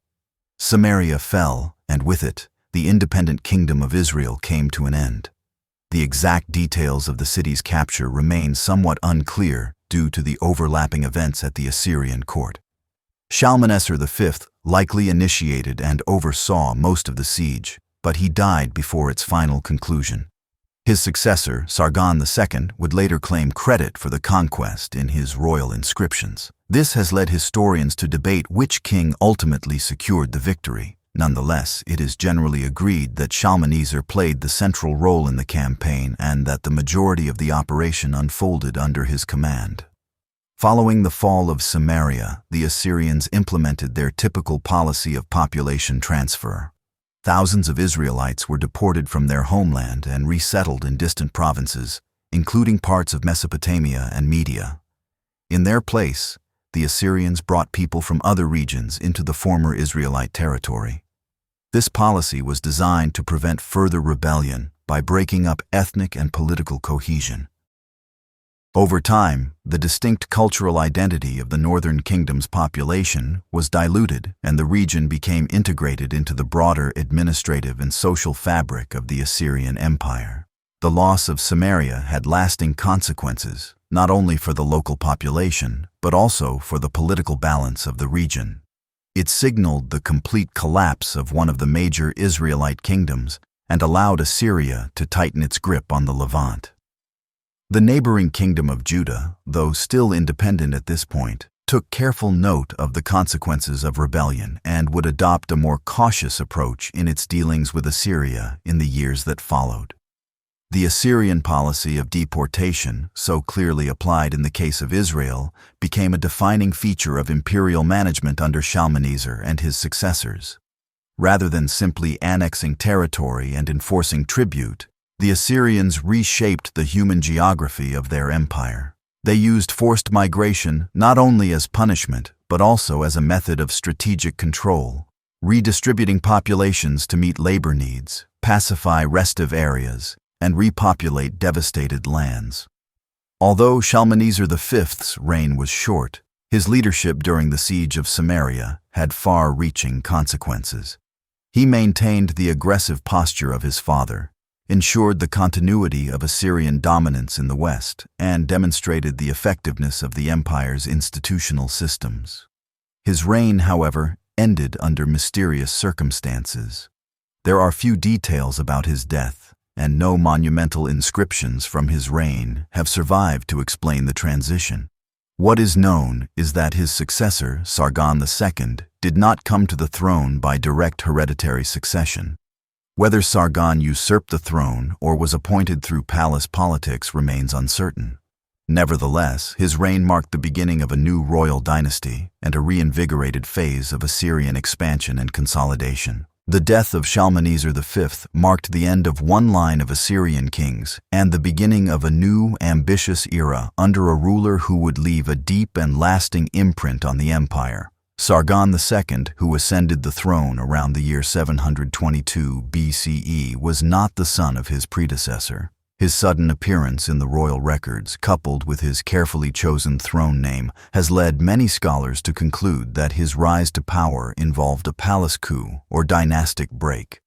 Regardless of how he came to power, Sargon quickly demonstrated that he had the ability and vision to maintain the Assyrian imperial project, and even to expand it further. Sargon's chosen name, meaning legitimate king or true king, echoed that of Sargon of Akkad, the legendary founder of the first great Mesopotamian empire. This was no coincidence. By invoking the name of an ancient unifier, Sargon II positioned himself as a restorer of order and a conqueror destined to reshape the political landscape. He needed this symbolic authority.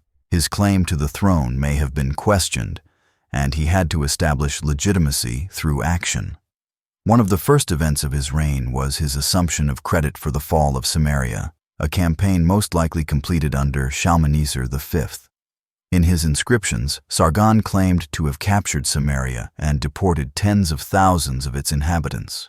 Whether or not this was entirely accurate, the statement served his political needs, projecting strength and linking his rule to one of the most decisive military victories in Assyrian history. Sargon's early reign was marked by constant military campaigning. His objective was clear: to reassert Assyrian dominance wherever it was challenged. In the west, new coalitions had formed in the wake of Assyrian leadership transition. In the north, the kingdom of Urartu, a long-standing rival centered in the mountainous regions around Lake Van, had grown increasingly bold, launching raids into Assyrian territory. In the east, the Elamites and Medes continued to test Assyrian borders. In the year 720 BCE, Sargon launched a major campaign against a coalition of rebellious states in Syria. One of his key targets was the city of Hamath, where a local ruler had declared independence.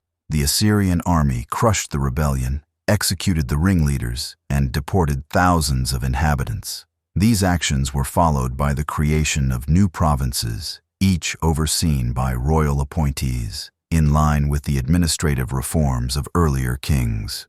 Sargon's most dramatic campaign came in the year 715 BCE when he turned northward against Urartu. The kingdom of Urartu had long been a thorn in Assyria's side, harassing border regions and supporting anti-Assyrian movements. Sargon led a daring and successful expedition deep into Urartian territory, defeating King Rusa and plundering the royal capital of Musasir. The victory was celebrated with great fanfare and recorded in elaborate reliefs, many of which depicted the seizure of treasures and statues of Urartian gods. This campaign was significant for multiple reasons. First, it demonstrated that Sargon could defeat even the most persistent of Assyria's enemies. Second, it broke the aura of Urartian invincibility and weakened the kingdom's ability to challenge Assyria in the future. Third, it allowed Sargon to present himself not just as a military commander, but as a defender of divine order, defeating foreign gods and vindicating Ashur's supremacy. Sargon also paid close attention to the empire's eastern frontier. He campaigned against various Iranian tribes, including the Medes, and sought to secure Assyria's interests in the Zagros Mountains. These efforts were as much about strategic security as they were about economic opportunity. The eastern highlands were rich in resources and important for the control of trade routes leading into Central Asia.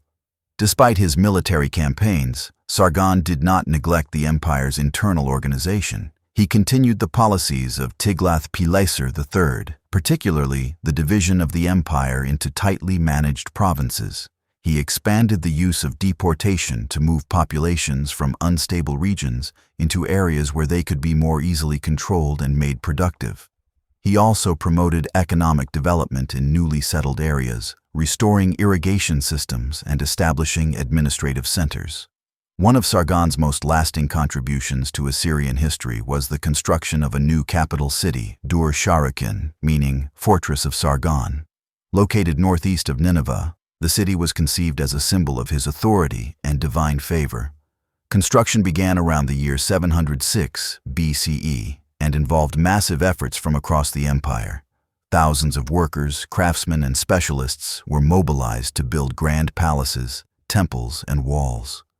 Dur-Sharrukin was designed not only as a political and administrative center, but also as a visual representation of imperial order. The city's layout reflected cosmic principles, with streets, gates, and buildings aligned according to religious and astrological beliefs. The palace walls were adorned with monumental reliefs depicting Sargon's military victories, tribute bearers, and scenes of royal ceremony. These artistic programs reinforced the image of the king as a godlike figure, both warrior and shepherd of the people. Although Dur-Sharrukin was never fully completed during Sargon's lifetime, its construction demonstrated the wealth, organization, and ideological ambition of the Neo-Assyrian Empire. It also marked a shift in royal presentation, with increased emphasis on visual culture and architecture as tools of statecraft. Despite these triumphs, Sargon's reign ended in sudden and mysterious tragedy. In the year 705 BCE, during a campaign in Anatolia, he was killed in battle, an event that shocked the empire. Not only was the death of a reigning Assyrian king in combat rare, but the fact that his body was not recovered disturbed the religious and political order. In Mesopotamian belief, the proper burial of a king was essential for maintaining divine favor. The loss of his corpse was seen as an ominous sign. His son, Sennacherib, succeeded him and chose not to rule from Dur-Sharrukin. Instead, he moved the capital to Nineveh, signaling a break with his father's legacy and perhaps an attempt to reorient the monarchy after the troubling circumstances of Sargon's death. Yet, Sargon's achievements could not be undone. He had preserved and extended the empire, established a new royal city, and demonstrated that military strength, combined with careful administration, could maintain Assyrian dominance even through dynastic change. Following the unexpected death of Sargon II in battle, his son Sennacherib ascended the Assyrian throne in the year 705 BCE. The sudden loss of a king, especially one as commanding as Sargon, introduced a period of uncertainty. Sennacherib's early reign was thus marked by the challenge of establishing his legitimacy, quelling unrest, and addressing the ominous symbolism of his father's unburied corpse, something viewed as a dire spiritual imbalance in Mesopotamian religious thought. From the very outset, Sennacherib took deliberate steps to distance himself from his father's legacy. Although Sargon had invested heavily in the construction of Dur-Sharrukin, Sennacherib abandoned the city and made Nineveh his royal capital. This decision was both practical and symbolic. Nineveh had long held religious and historical significance, and under Sennacherib, it would become the political, cultural, and ideological heart of the empire. The king envisioned it not only as a seat of power, but as a living symbol of imperial glory. In the first years of his reign, Sennacherib focused on reinforcing control over Babylonia, a region perpetually torn between autonomy and submission to Assyrian power. Although his father had maintained a degree of influence in the south, Sennacherib faced an immediate rebellion led by a Chaldean leader named Marduk-apla-iddina, known in later texts as Merodach-Baladan. This figure had seized the Babylonian throne with Elamite support and posed a serious threat to Assyrian authority. Sennacherib's early campaigns were thus directed toward reasserting dominance over Babylonia. In a series of military actions, he drove Merodach-Baladan into exile and installed a puppet king. However, these victories were temporary. Merodach-Baladan returned repeatedly, stirring unrest and rallying opposition.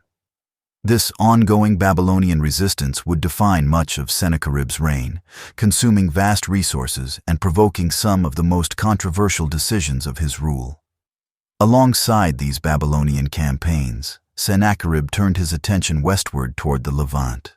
The region, including Phoenician ports, Aramean states, and small kingdoms such as Judah, had a long history of resisting Assyrian dominance.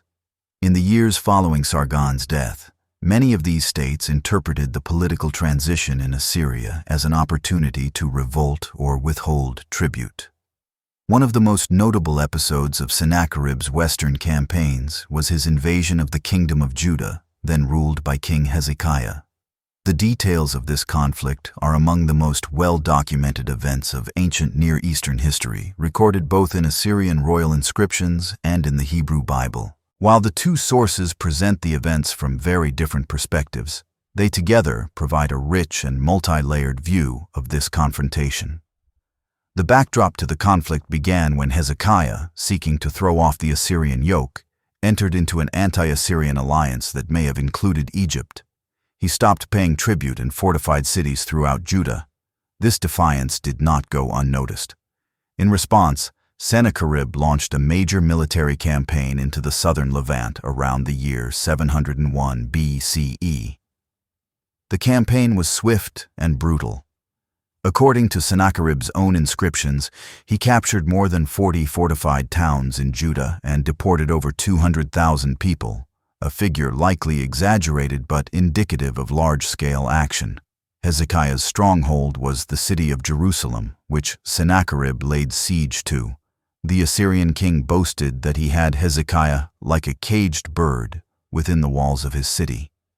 The account preserved in Assyrian inscriptions presents Sennacherib as victorious, emphasizing tribute received from Hezekiah and the destruction wrought upon Judah. However, the Hebrew Bible offers a dramatically different version. According to the biblical narrative, Jerusalem was miraculously spared. An angel of the Lord struck down the Assyrian army, forcing Sennacherib to withdraw. While this account is theological rather than historical, it highlights the psychological impact of the siege and the hope it inspired in later generations. Modern scholars generally agree that Sennacherib did not capture Jerusalem. The reasons for this are debated, ranging from disease among the troops to logistical concerns to a negotiated settlement. Hezekiah did pay tribute, as recorded in both the Assyrian and biblical accounts, but Jerusalem remained unconquered. This outcome, whatever the details, was a rare moment in which Assyria's military might met a limit. Sennacherib returned to Assyria after the campaign, where he continued to focus on the capital city of Nineveh. His building projects there were extraordinary. He undertook an ambitious urban transformation, turning Nineveh into one of the largest and most magnificent cities of its time. Massive walls, royal palaces, gardens, and public works were constructed. The palace without rival, his royal residence, was adorned with vast stone reliefs depicting military victories, tribute processions, and scenes of the king receiving homage. One of his most impressive engineering feats was the construction of a sophisticated system of canals and aqueducts to bring water to Nineveh. The Jerwan Aqueduct, built with dressed stone and inscribed with royal inscriptions, is one of the earliest known aqueducts in the world. These hydraulic projects ensured that the city could sustain a growing population and provided water for gardens, including what some believe may have inspired later accounts of the Hanging Gardens. Despite these achievements, Sennacherib's troubles in Babylonia continued to escalate. The repeated rebellions and challenges to Assyrian rule in the south led to a drastic decision. In the year 689 BCE, after years of frustration, Sennacherib ordered the complete destruction of Babylon. The city, sacred to all Mesopotamians and central to religious identity, was razed. Temples were looted, statues of gods removed or destroyed, and the city's infrastructure dismantled. This act shocked the ancient world. Never before had Assyria committed such total destruction against a city with shared cultural and religious significance. While it may have temporarily resolved the problem of Babylonian rebellion, it also created lasting resentment and religious discomfort within the Assyrian heartland. Future kings would make great efforts to repair this rupture, rebuilding Babylon and attempting to restore the divine balance that Sennacherib had so dramatically disrupted. Sennacherib's reign ended as violently as parts of his rule had been. In the year 681 BCE, he was assassinated by one or more of his own sons, likely as a result of court intrigue and a contested succession. The precise details remain obscure, but the outcome was clear. After a brief struggle, his son Esarhaddon emerged as the next ruler of the Assyrian Empire. Sennacherib left behind a complex legacy. Militarily, he was both feared and respected, extending Assyrian control over a vast region and defending its borders with force and innovation. Politically, he reinforced the mechanisms of imperial rule and elevated Nineveh to a new level of importance. Culturally, he sponsored some of the most impressive engineering and architectural achievements of the ancient world. In the long and often violent history of the Assyrian Empire, few events left as deep and controversial a mark as the destruction of Babylon by Sennacherib. While the previous section examined this king's ambitious reign and his dramatic siege of Jerusalem, it is essential now to turn the focus toward his southern policy and, in particular, the cultural and religious consequences of his decision to obliterate one of Mesopotamia's most sacred cities. Babylon had long occupied a unique and powerful position in the political and spiritual imagination of Mesopotamia. Even when politically subordinate to Assyria, the city retained immense symbolic authority. It was considered the seat of Marduk, one of the chief gods of the Mesopotamian pantheon, and was home to some of the most ancient temples and scholarly traditions in the region. The city represented continuity, cosmic order, and divine legitimacy. Yet from the very beginning of Sennacherib's reign, Babylon proved a thorn in Assyria's side. The Chaldean prince Merodach-Baladan, who had repeatedly seized control of Babylon and challenged Assyrian dominance, had returned again and again with the backing of Elamite allies. Although Sennacherib had managed to expel him from the city, the broader region remained difficult to govern. Revolts flared up regularly. Babylonian priests, nobles, and foreign allies consistently resisted efforts to bring the region under full Assyrian control. Sennacherib initially attempted to manage this unrest through traditional means, appointing puppet kings, enforcing tribute, and launching military campaigns. However, these efforts failed to produce lasting stability. Each attempt to assert control led only to further rebellion. At the same time, the symbolic importance of Babylon within Mesopotamian religious belief made the city's defiance all the more intolerable for an Assyrian king who styled himself as the divine agent of order. After years of dealing with uprisings and interference from Elam, Sennacherib finally decided to take an unprecedented step. In the year 689 BCE, he ordered the total destruction of Babylon. His inscriptions describe the event in terms of divine wrath and punishment. He claimed that the city had defied the will of the gods and that its annihilation was both necessary and just. The destruction was thorough and methodical. Temples were looted and razed. Statues of gods, including that of Marduk, were removed or melted down. Walls were torn apart, palaces burned, and the city's population deported. The waters of the Aratu Canal were reportedly redirected to flood the ruins, ensuring that Babylon would not rise again. In effect, Sennacherib sought not merely to defeat the city, but to erase it from the political and spiritual landscape of Mesopotamia. This act shocked even many within Assyria.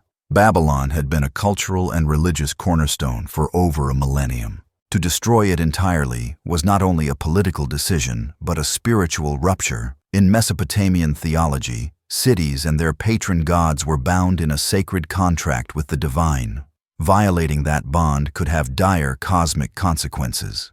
Sennacherib's justification was couched in religious terms. He claimed that the gods, particularly Ashur, the chief deity of Assyria, had commanded the destruction. He presented himself as merely executing divine will. In his royal inscriptions, he declared that Babylon's rebellion had offended the gods and that their judgment had fallen upon the city. Nevertheless, this interpretation was not universally accepted. Within the Assyrian priesthood and among the broader Mesopotamian population, many viewed the destruction as impious. The removal or desecration of Marduk's statue was especially controversial. In Mesopotamian belief, the presence of the divine image was not just symbolic, it was literal. To harm the god's image was to harm the god himself, and to bring disorder to the divine world. Sennacherib's act had far-reaching consequences. While it brought temporary peace to the south, it also destabilized the spiritual authority of the Assyrian monarchy. Later kings, including his own son Esarhaddon, would take great pains to repair the damage, not merely in political terms, but as a matter of divine reconciliation. It is notable that Sennacherib never attempted to rebuild Babylon. After its destruction, he focused his efforts on expanding and beautifying Nineveh. His inscriptions boasted of irrigation projects, palace construction, and military victories. But they are largely silent on Babylon after its fall. This silence itself speaks volumes, an unspoken acknowledgement that the act had crossed a line, perhaps even in the king's own understanding of sacred kingship. Later, Mesopotamian traditions remembered the destruction of Babylon as an act of hubris. Even Assyrian chroniclers began to express unease about the decision. The belief emerged that Sennacherib had incurred the wrath of the gods for his impiety, and that his violent death, he was assassinated by his own sons, was divine punishment. This interpretation shaped the narratives of later rulers, who emphasized their piety and their commitment to restoring what had been broken. When Esarhaddon took the throne, one of his first major policies was to reverse his father's actions. He proclaimed the rebuilding of Babylon, commissioned the restoration of its temples, and returned the statue of Marduk to the city. In doing so, he not only reasserted Assyrian authority in Babylonia, but also sought to restore the divine balance disrupted by Sennacherib's decision. This was more than political strategy. It was a necessary act of religious redemption. The destruction of Babylon thus stands as a critical moment in the history of the Assyrian Empire. It revealed the limits of imperial power when exercised without regard for religious tradition and cultural identity. It showed that even the greatest empire of its time could not escape the consequences of violating deeply held beliefs. And it foreshadowed the internal tensions and fragilities that would, in time, contribute to the empire's decline. In the aftermath of Sennacherib's dramatic reign, marked by monumental building, ruthless warfare, and the unprecedented destruction of Babylon, the throne passed to his son Esarhaddon. His accession in the year 681 BCE was not straightforward. Following Sennacherib's assassination, likely orchestrated by rival sons, a brief power struggle erupted. Esarhaddon, though not the eldest, emerged victorious through a combination of political support, swift action, and, perhaps most importantly, divine justification. He claimed the favor of the gods, particularly the goddess Ishtar, who had chosen him to restore order to the empire. Esarhaddon's reign would prove to be one of both restoration and expansion. Where his father had burned cities, Esarhaddon rebuilt them. Where Sennacherib had alienated sacred traditions, Esarhaddon sought to heal them. Yet, despite his more conciliatory tone, he remained a formidable conqueror, and it was under his rule that Assyria launched its most daring and distant campaign, the Conquest of Egypt. But before Assyria could turn its gaze westward, it had to restore balance at home. One of Esarhaddon's first priorities was Babylon. His father's destruction of the city had shocked the region and angered the priestly elites across Mesopotamia. Esarhaddon reversed course entirely. He ordered the rebuilding of Babylon's temples and walls, restored its canals, and returned sacred images that had been removed or damaged. He portrayed himself not as a conqueror, but as a pious restorer of divine harmony. In his inscriptions, he emphasized that the gods had forgiven the city and called him to re-establish its former glory. This act of restoration was not purely symbolic. It reasserted Assyrian control over southern Mesopotamia and brought the Babylonian elite back into alignment with imperial interests. It also helped stabilize the southern border of the empire, which remained vulnerable to interference from Elam and other powers. With Babylonia pacified and legitimacy reinforced through religious restoration, Esarhaddon turned to new opportunities. The most ambitious of these was Egypt. For centuries, Egypt had remained outside the reach of Mesopotamian empires. Its ancient civilization, centered along the Nile, was distant, wealthy, and politically fragmented. During Esarhaddon's time, Egypt was ruled by the 25th dynasty, a line of kings of Kushite origin who had united Upper and Lower Egypt. The reigning pharaoh, Taharqa, had earlier involved himself in Levantine politics, including support for anti-Assyrian movements. Esarhaddon viewed Egypt not only as a source of wealth and prestige, but also as a strategic threat. As long as pharaohs could interfere in the Levant, the western flank of the Assyrian Empire would remain unstable. By subjugating Egypt, Esarhaddon could neutralize this threat and claim a victory that no Assyrian king before him had achieved. The first Assyrian campaign against Egypt was launched in the year 674 BCE. Esarhaddon's army advanced through the Levant, crossed the Sinai, and entered Egyptian territory. Initial progress was difficult. The terrain, climate, and logistical challenges of invading such a distant land slowed the advance. Moreover, Taharqa mounted a strong defense. The first campaign was repelled, and Esarhaddon withdrew without victory. However, the king was undeterred. He spent the following years reorganizing the army, gathering supplies, and preparing for a second invasion. In the year 671 BCE, Esarhaddon returned with a larger and more prepared force. This time the campaign was a resounding success. The Assyrian army captured Memphis, one of Egypt's major cities, and Taharqa fled south toward Thebes. Esarhaddon proclaimed himself king of Egypt and listed the conquest among his greatest achievements. The conquest of Egypt was a remarkable feat. Assyria, for the first time, had extended its influence beyond the traditional boundaries of the Mesopotamian and Levantine world. It controlled a portion of one of the most ancient and storied civilizations in human history. Esarhaddon's triumph was commemorated in detailed inscriptions and reliefs that depicted bound Egyptian captives and scenes of royal victory. To secure this new territory, Esarhaddon appointed local governors and administrators to rule on behalf of the empire. Rather than ruling directly as pharaoh, he attempted to integrate Egypt into the broader structure of Assyrian governance. Some Egyptian elites were retained in positions of power under Assyrian oversight, and religious practices were largely respected, helping to avoid total alienation of the population. But maintaining control over Egypt proved far more difficult than conquering it. The distance from the Assyrian heartland made communication and military support slow. Egyptian resistance, especially from Taharqa and his loyalists in Upper Egypt, continued to simmer. Esarhaddon would not live to see the long-term results of his conquest. In the year 669 BCE, while preparing for yet another campaign, possibly to deal with fresh disturbances in Egypt, he died suddenly. Despite his death, Esarhaddon's legacy was profound. He had restored the spiritual balance of the empire by rebuilding Babylon and honoring the gods. He had carried Assyrian arms further than any of his predecessors.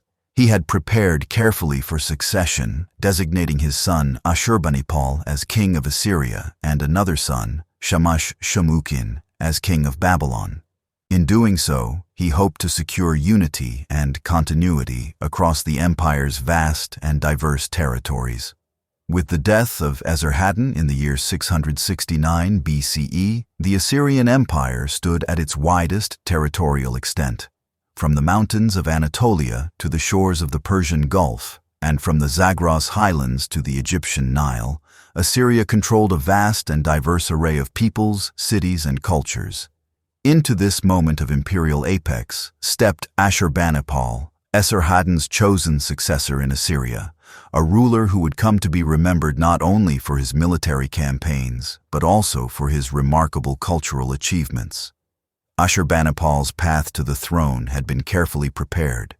Esarhaddon had divided the empire between his two sons, assigning Ashurbanipal to rule Assyria and his elder brother Shamash-Shumukin to govern Babylon. The division was meant to ensure peace between the two main cultural centers of the empire, but it would later ignite one of the most dangerous civil wars conflicts in Assyrian history.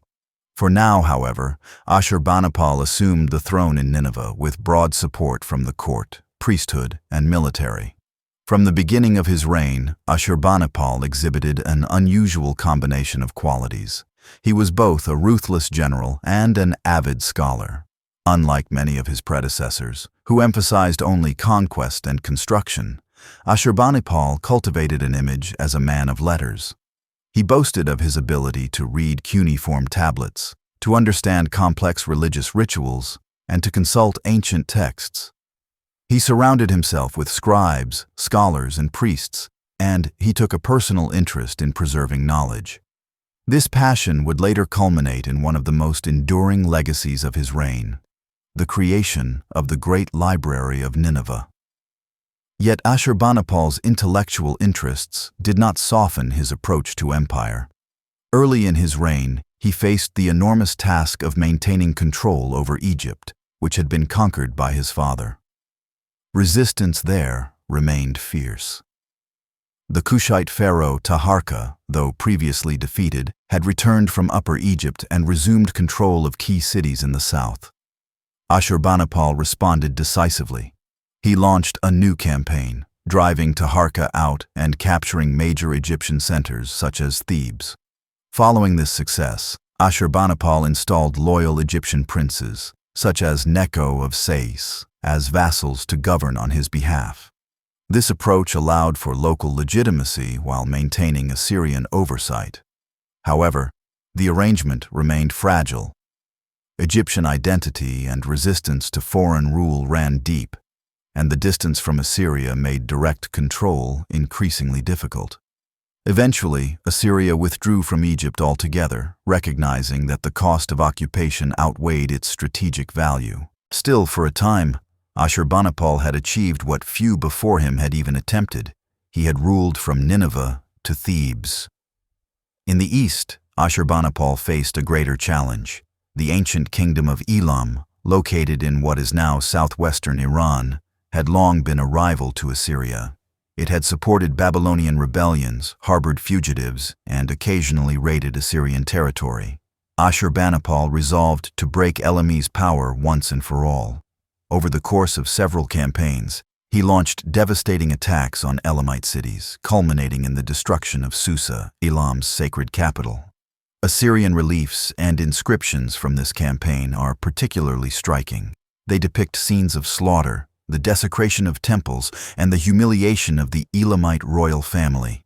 In his annals, Ashurbanipal described bringing back the bones of Elamite kings as trophies and scattering their remains.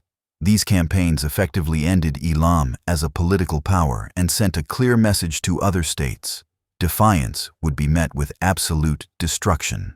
Meanwhile, the uneasy division of the empire between Ashurbanipal and his brother Shamash-Shumukin finally erupted into open war. Though initially cooperative, relations between the two brothers deteriorated over time. Shamash-Shumukin, ruling from Babylon, began to challenge his brother's authority, portraying himself as the legitimate ruler of all Mesopotamia and seeking alliances with neighboring powers, including Elam and Arab tribes. Around the middle of Ashurbanipal's reign, this tension escalated into a full-scale civil war. The conflict lasted several years and caused enormous destruction, particularly in Babylonia. Ashurbanipal eventually emerged victorious. Babylon was retaken, and Shamash-Shumukin died, most likely by suicide, after being besieged in his palace.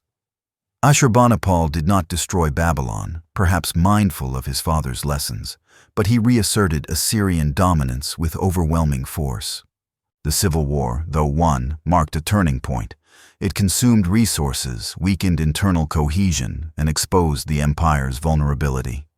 Even as Ashurbanipal celebrated victories, the costs of continuous warfare were beginning to show. The outer provinces grew more restive, and the loyalty of local governors became harder to ensure.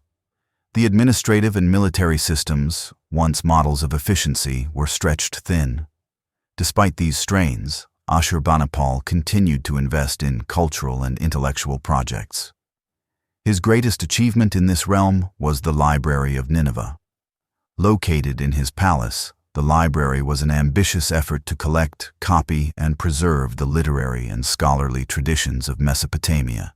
Scribes gathered texts from across the empire, religious rituals, myths, omens, historical chronicles, and lexical lists. The most famous of these is the Epic of Gilgamesh, copies of which have been found among the library's tablets.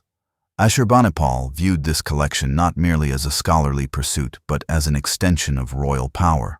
By mastering the written word and preserving sacred knowledge, he presented himself as a divinely favored ruler, one who not only conquered lands but understood the secrets of heaven and earth.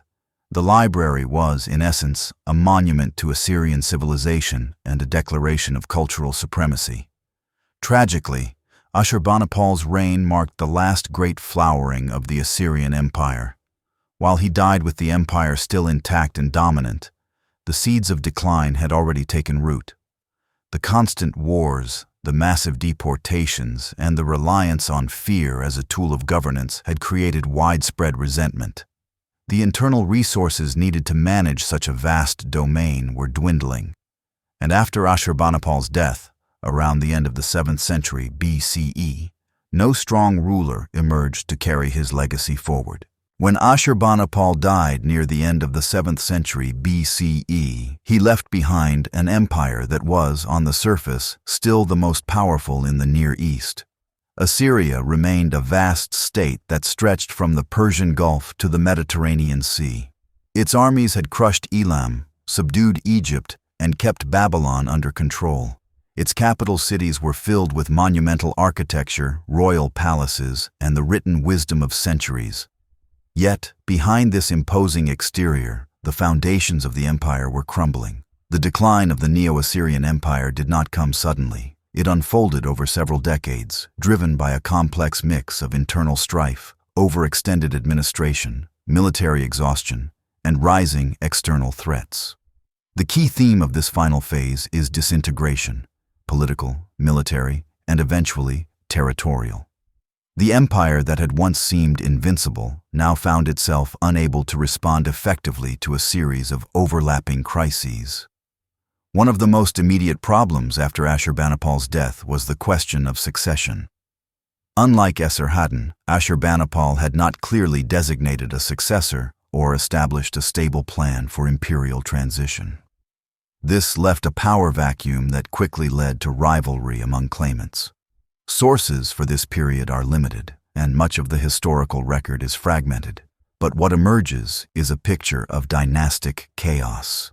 Two of Ashurbanipal's sons, whose names are partially preserved in later chronicles, appear to have vied for control. One ruled from Nineveh, the traditional capital, while another claimed authority in Babylon.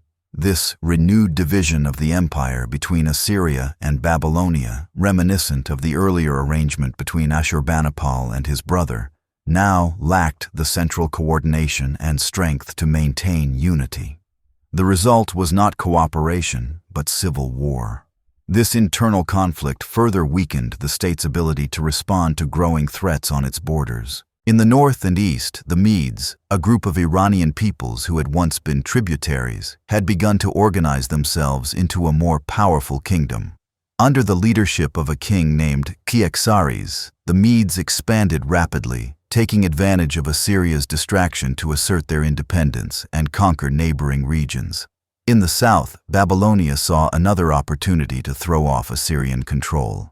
A Babylonian nobleman named Nabopolassar rose to prominence and was eventually proclaimed king of Babylon.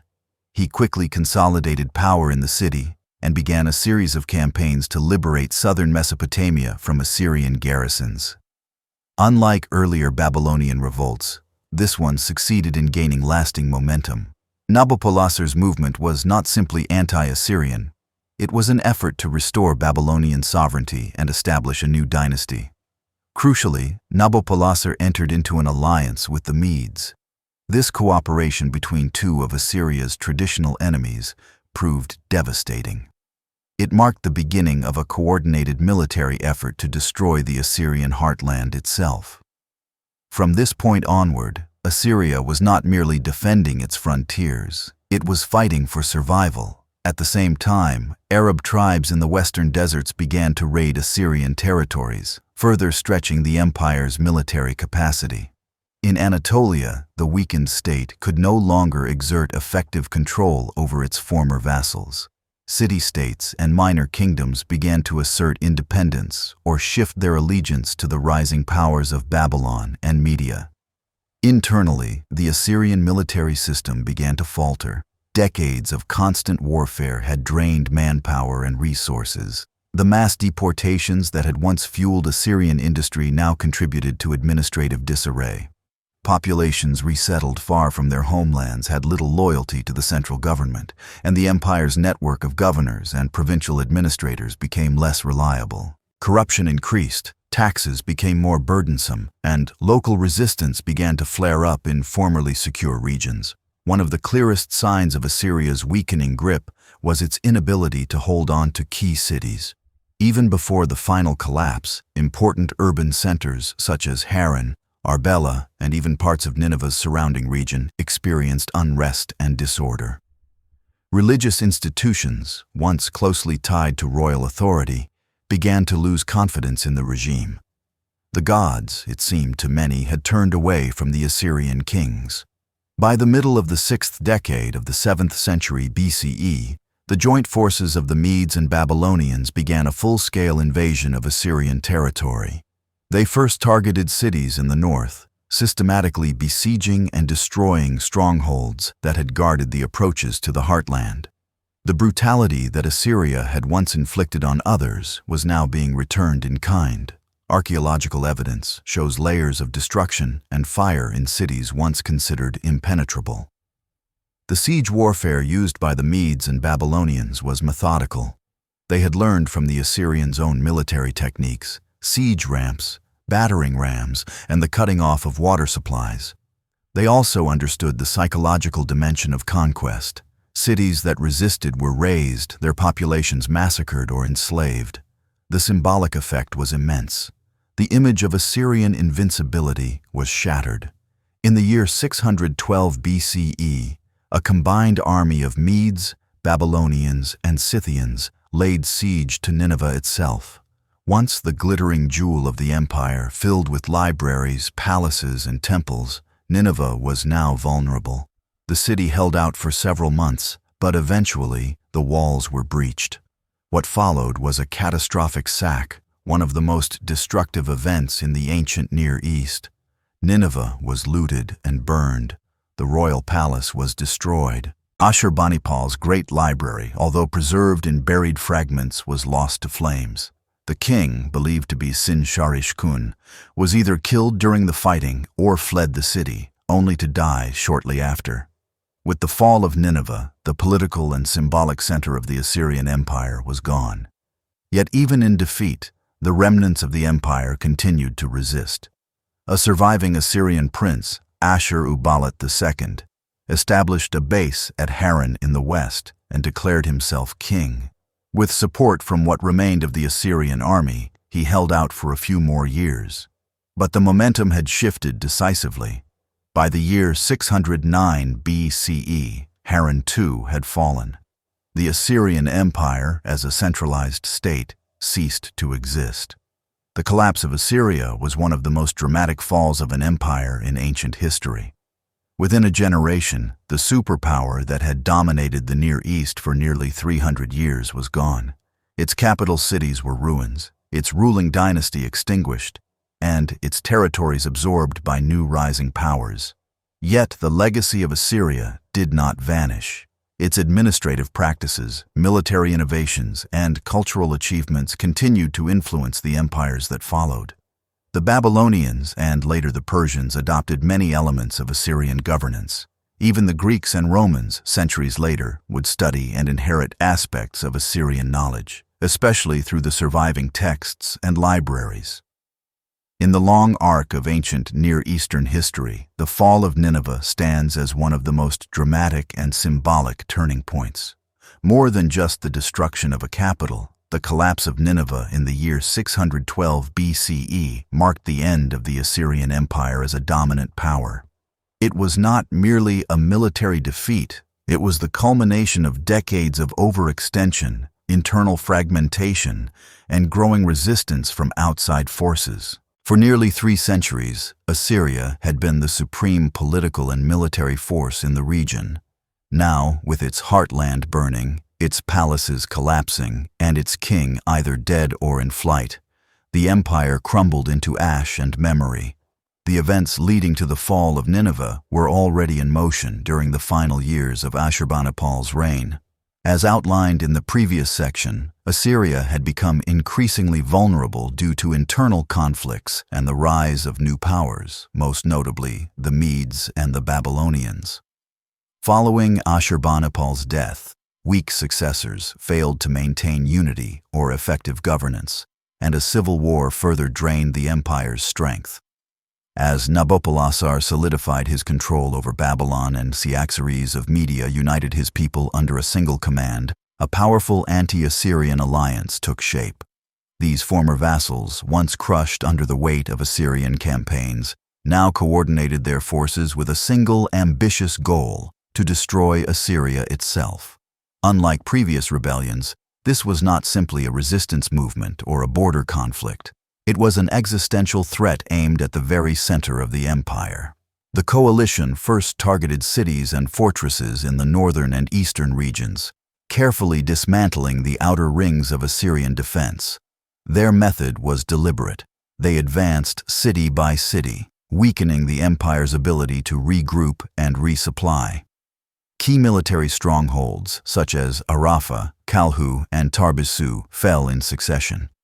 These defeats crippled Assyria's ability to project force beyond its immediate core and isolated Nineveh from its provincial support. By the time the coalition armies reached Nineveh, the Assyrian capital was already under siege politically and economically. Years of warfare had weakened the morale and capacity of the once formidable Assyrian military. The city's food reserves were limited, and the defenders, although still numerous and determined, were exhausted and demoralized. King Sin-shar-ishkun, ruling during this critical moment, made every effort to rally his forces, but the situation was rapidly deteriorating. The siege of Nineveh began in earnest during the spring of 612 BCE. The joint forces of the Medes, Babylonians, and their Scythian allies encircled the city, cutting off supply routes and launching repeated assaults. The siege was long and brutal, involving months of blockades, bombardment, and trench warfare. Ancient sources, particularly the Babylonian chronicles, describe the campaign as methodical and unrelenting. Nineveh's defenders put up fierce resistance. The city's formidable walls, which had withstood attacks in the past, remained a major obstacle. Built of stone and mud brick and reinforced with towers and gates, they had long symbolized the strength of the empire. But the attackers used a range of siege techniques, including sappers to undermine walls, battering rams to breach gates, and fire to weaken key structures. Assyrian tactics, once unmatched, were now used against them. After months of struggle, the walls were breached. What followed was a complete breakdown of resistance. Babylonian records describe the city's destruction in stark, impersonal language, emphasizing the completeness of the devastation. Temples were burned, palaces looted, and civilians slaughtered. The royal palace, once the seat of imperial power, collapsed into ruins. The fate of King Sin-shar-ishkun remains uncertain. He may have died fighting within the city or escaped briefly before being killed elsewhere. What is clear is that no effective leadership remained after the city's fall. The psychological impact of Nineveh's destruction was enormous. For generations, it had stood as the embodiment of Assyrian power, a place of vast palaces, learning, military command, and religious ceremony. The fall of such a city was not only a strategic loss, but also a spiritual and cultural one. The gods of Assyria, long associated with victory and order, now seemed absent or defeated. To many in the ancient world, the fall of Nineveh confirmed that Assyria's time had passed and that divine favor had shifted elsewhere. This sentiment was echoed in later texts, including those of neighboring cultures. The Hebrew Bible contains prophetic passages describing the fall of Nineveh with a mix of awe and condemnation. The Book of Nahum, for instance, describes the city's destruction as divine justice for its cruelty and arrogance. To the Israelites, as to many others who had suffered under Assyrian rule, Nineveh's fall was seen not merely as a geopolitical event, but as a moral reckoning. In archaeological terms, the destruction layer at Nineveh is visible even today. Burned walls, collapsed rooms, and scattered remains attest to the scale of the devastation. Among the ruins, thousands of clay tablets from Ashurbanipal's library were preserved by the fire that destroyed the building. These tablets, baked hard by the flames, survived where walls and roofs did not. It is a poignant irony that the knowledge Ashurbanipal sought to preserve endures only because of the destruction of the city itself. Despite Nineveh's fall, remnants of Assyrian resistance persisted for a few more years. The royal court relocated to Haran, where Ashur-dan II declared himself king and attempted to rally the remaining Assyrian forces. With limited support and declining resources, however, this final Assyrian stronghold could not withstand the continued pressure from the Babylonians and Medes. By the year 609 BCE, Haran II had fallen, and with it, the last vestiges of Central Assyrian authority. What remained of the once mighty empire was carved up by its conquerors. The Babylonians took control of the southern regions, including the valuable lands of Mesopotamia. The Medes established dominance in the north and east, incorporating parts of the former Assyrian frontier into their expanding territory. Smaller states, long oppressed by Assyrian power, reasserted independence or aligned themselves with the new powers. The fall of Nineveh marked more than the end of a political entity. It marked the end of an age. Assyria had been the defining power of the Near East for centuries. It had shaped the military, administrative, and ideological practices of empire. Its rulers had commanded respect and fear from the Nile to the Zagros. Its engineers had built roads, aqueducts, and walled cities. Its scribes had preserved myths, legal codes, and scientific observations. All of this was now scattered or destroyed. Yet, the legacy of Nineveh and the Assyrian Empire lived on. Successor states like the Neo-Babylonian Empire adopted many elements of Assyrian governance, from provincial systems to military organization.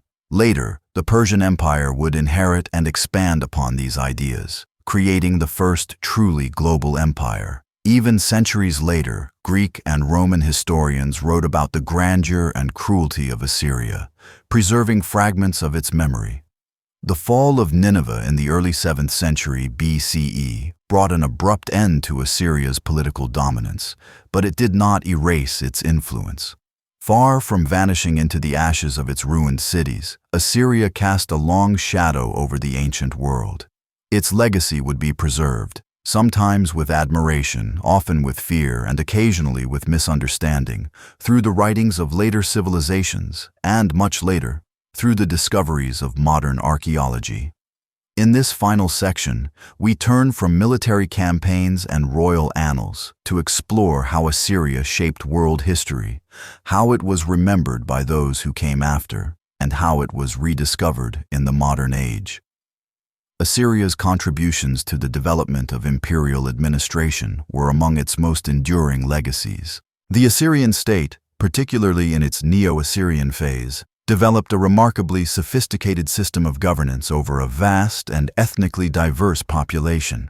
It was one of the earliest empires to divide its territory into centrally administered provinces, each governed by officials directly appointed by the king. These governors were responsible for collecting tribute, maintaining order, and mobilizing troops when needed. They reported regularly to the capital, ensuring a flow of information that kept the center informed and the periphery controlled.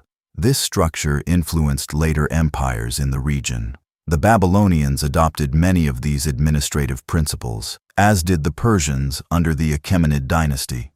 The concept of a centrally organized imperial bureaucracy, governed through a balance of fear, loyalty, and practical benefit, can be traced back to Assyrian precedents. Even the notion of royal roads and official messengers, crucial to maintaining communication across vast territories, was refined by Assyrian planners and copied by later regimes. In the military realm, Assyria set standards that others would seek to emulate or counter. The Assyrian army was the first in the region to function as a true standing force, with specialized units, siege engineers, and complex logistics. They pioneered techniques for besieging fortified cities, building ramps, deploying battering rams, and undermining walls. Their use of psychological warfare, including mass deportations and public executions, was not merely cruelty for its own sake. It was designed to enforce order and deter resistance, ensuring smoother control over newly conquered regions. Assyria's influence also extended into culture and learning. Although the empire itself did not produce a distinctive literary canon to rival that of Sumer or Babylon, its scribes were diligent collectors and preservers of knowledge. Nowhere is this clearer than in the library of Ashurbanipal in Nineveh. This massive archive contained thousands of clay tablets, many copied from earlier sources.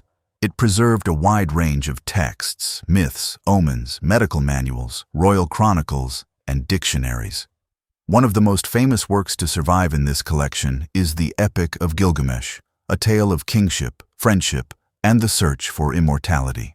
Although the story predates Assyria, it was through Assyrian efforts that the epic was copied, transmitted, and eventually rediscovered by modern scholars. The library's preservation through the very fires that destroyed the palace ensured that Assyrian scribes would pass their legacy into the hands of posterity. Despite these achievements, Assyria's memory in the ancient world was mixed. To many peoples, Babylonians, Israelites, Elamites, and others, Assyria represented a force of oppression, violence, and arrogance. Biblical texts portray Assyria as an instrument of divine punishment, only to be punished itself for its cruelty. The prophet Nahum, writing in the wake of Nineveh's fall, described the city as a city of blood, condemned for its lies and brutality. This vision of Assyria as a brutal empire of conquest shaped much of its reputation in the classical world. When the Greeks and later the Romans encountered the remnants of Assyrian civilization, they did so through second-hand accounts. Herodotus, writing in the 5th century BCE, mentions the Assyrians in his description of earlier Eastern empires, but with little detail. By the time of the Roman Empire, knowledge of Assyria had faded into legend. The ruins of Nineveh and other Assyrian cities were largely forgotten, buried beneath centuries of sand, earth, and silence. It was not until the 19th century of the Common Era that Assyria began to re-emerge into historical consciousness. European travelers and scholars, driven by both curiosity and imperial ambition, began to explore the ruins of ancient Mesopotamia, Among them was Austen Henry Layard, a British archaeologist whose excavations at the site of Nineveh in the 1840s uncovered massive palace complexes and hundreds of stone reliefs. These discoveries stunned the academic world and brought Assyria back into focus after more than 2 millennia of obscurity. Layard's most famous finds included the Palace of Ashurbanipal and its enormous collection of carved wall panels. These artworks depicted scenes of battle, lion hunts, royal audiences, and religious rituals. Their style was bold and highly narrative, designed to project royal power and divine favor. For the first time, modern observers could see how the Assyrians had viewed themselves and their world. Soon after, the clay tablets of the library of Ashurbanipal were unearthed. These texts, written in cuneiform script, were taken to the British Museum, where scholars such as George Smith began the painstaking process of decipherment. In 1872, Smith presented his translation of the Epic of Gilgamesh to the public, including a flood story strikingly similar to the account of Noah in the Hebrew Bible. This discovery sparked both excitement and controversy, as it challenged long-held assumptions about the origins of sacred narratives and ancient civilization. Over the following decades, further excavations in Mesopotamia revealed the full extent of Assyrian architecture, art, and writing. Sites like Kalhu, Dur-Sharrukin, and Ashur yielded temples, city walls, and royal inscriptions. Museums in Europe and North America filled their halls with Assyrian artifacts, winged bulls, obelisks, and carved panels, bringing ancient Assyria into the public imagination once again. Yet modern interpretations of Assyria have remained conflicted. Some view the empire as a model of early statecraft and military organization, while others emphasize its brutality and reliance on terror. In recent years, scholars have worked to balance these perspectives, highlighting the complexities of Assyrian society, its contributions to art, science, and literature, and the experiences of those who lived under its rule. Perhaps most significantly, modern descendants of the ancient Assyrians continue to live in the Middle East and in diaspora communities around the world. The Assyrian people, now primarily Christian, trace their identity back to the ancient empire, preserving their language and cultural traditions despite centuries of persecution and displacement. For them, the legacy of Assyria is not only a matter of academic study, it is a living heritage. Thus, the story of Assyria did not end with the fall of Nineveh or the burning of its palaces. It lives on in texts, ruins, and memories, in the influence it had on later empires, in the knowledge it preserved, and in the people who still carry its name. The rise and fall of Assyria remind us that power can be immense yet fleeting, and that memory, whether preserved on clay tablets or carried in oral traditions, can survive the fall of even the greatest cities. With this, the chronicle of the Assyrian Empire draws to a close. A story of ambition, conquest, resilience, innovation, and eventual collapse. From the banks of the Tigris to the walls of Nineveh, from humble merchants in Ashur to warrior kings in iron chariots, the legacy of Assyria continues to echo across time. It is a story that shaped civilization, and one that, once forgotten, has now been rediscovered.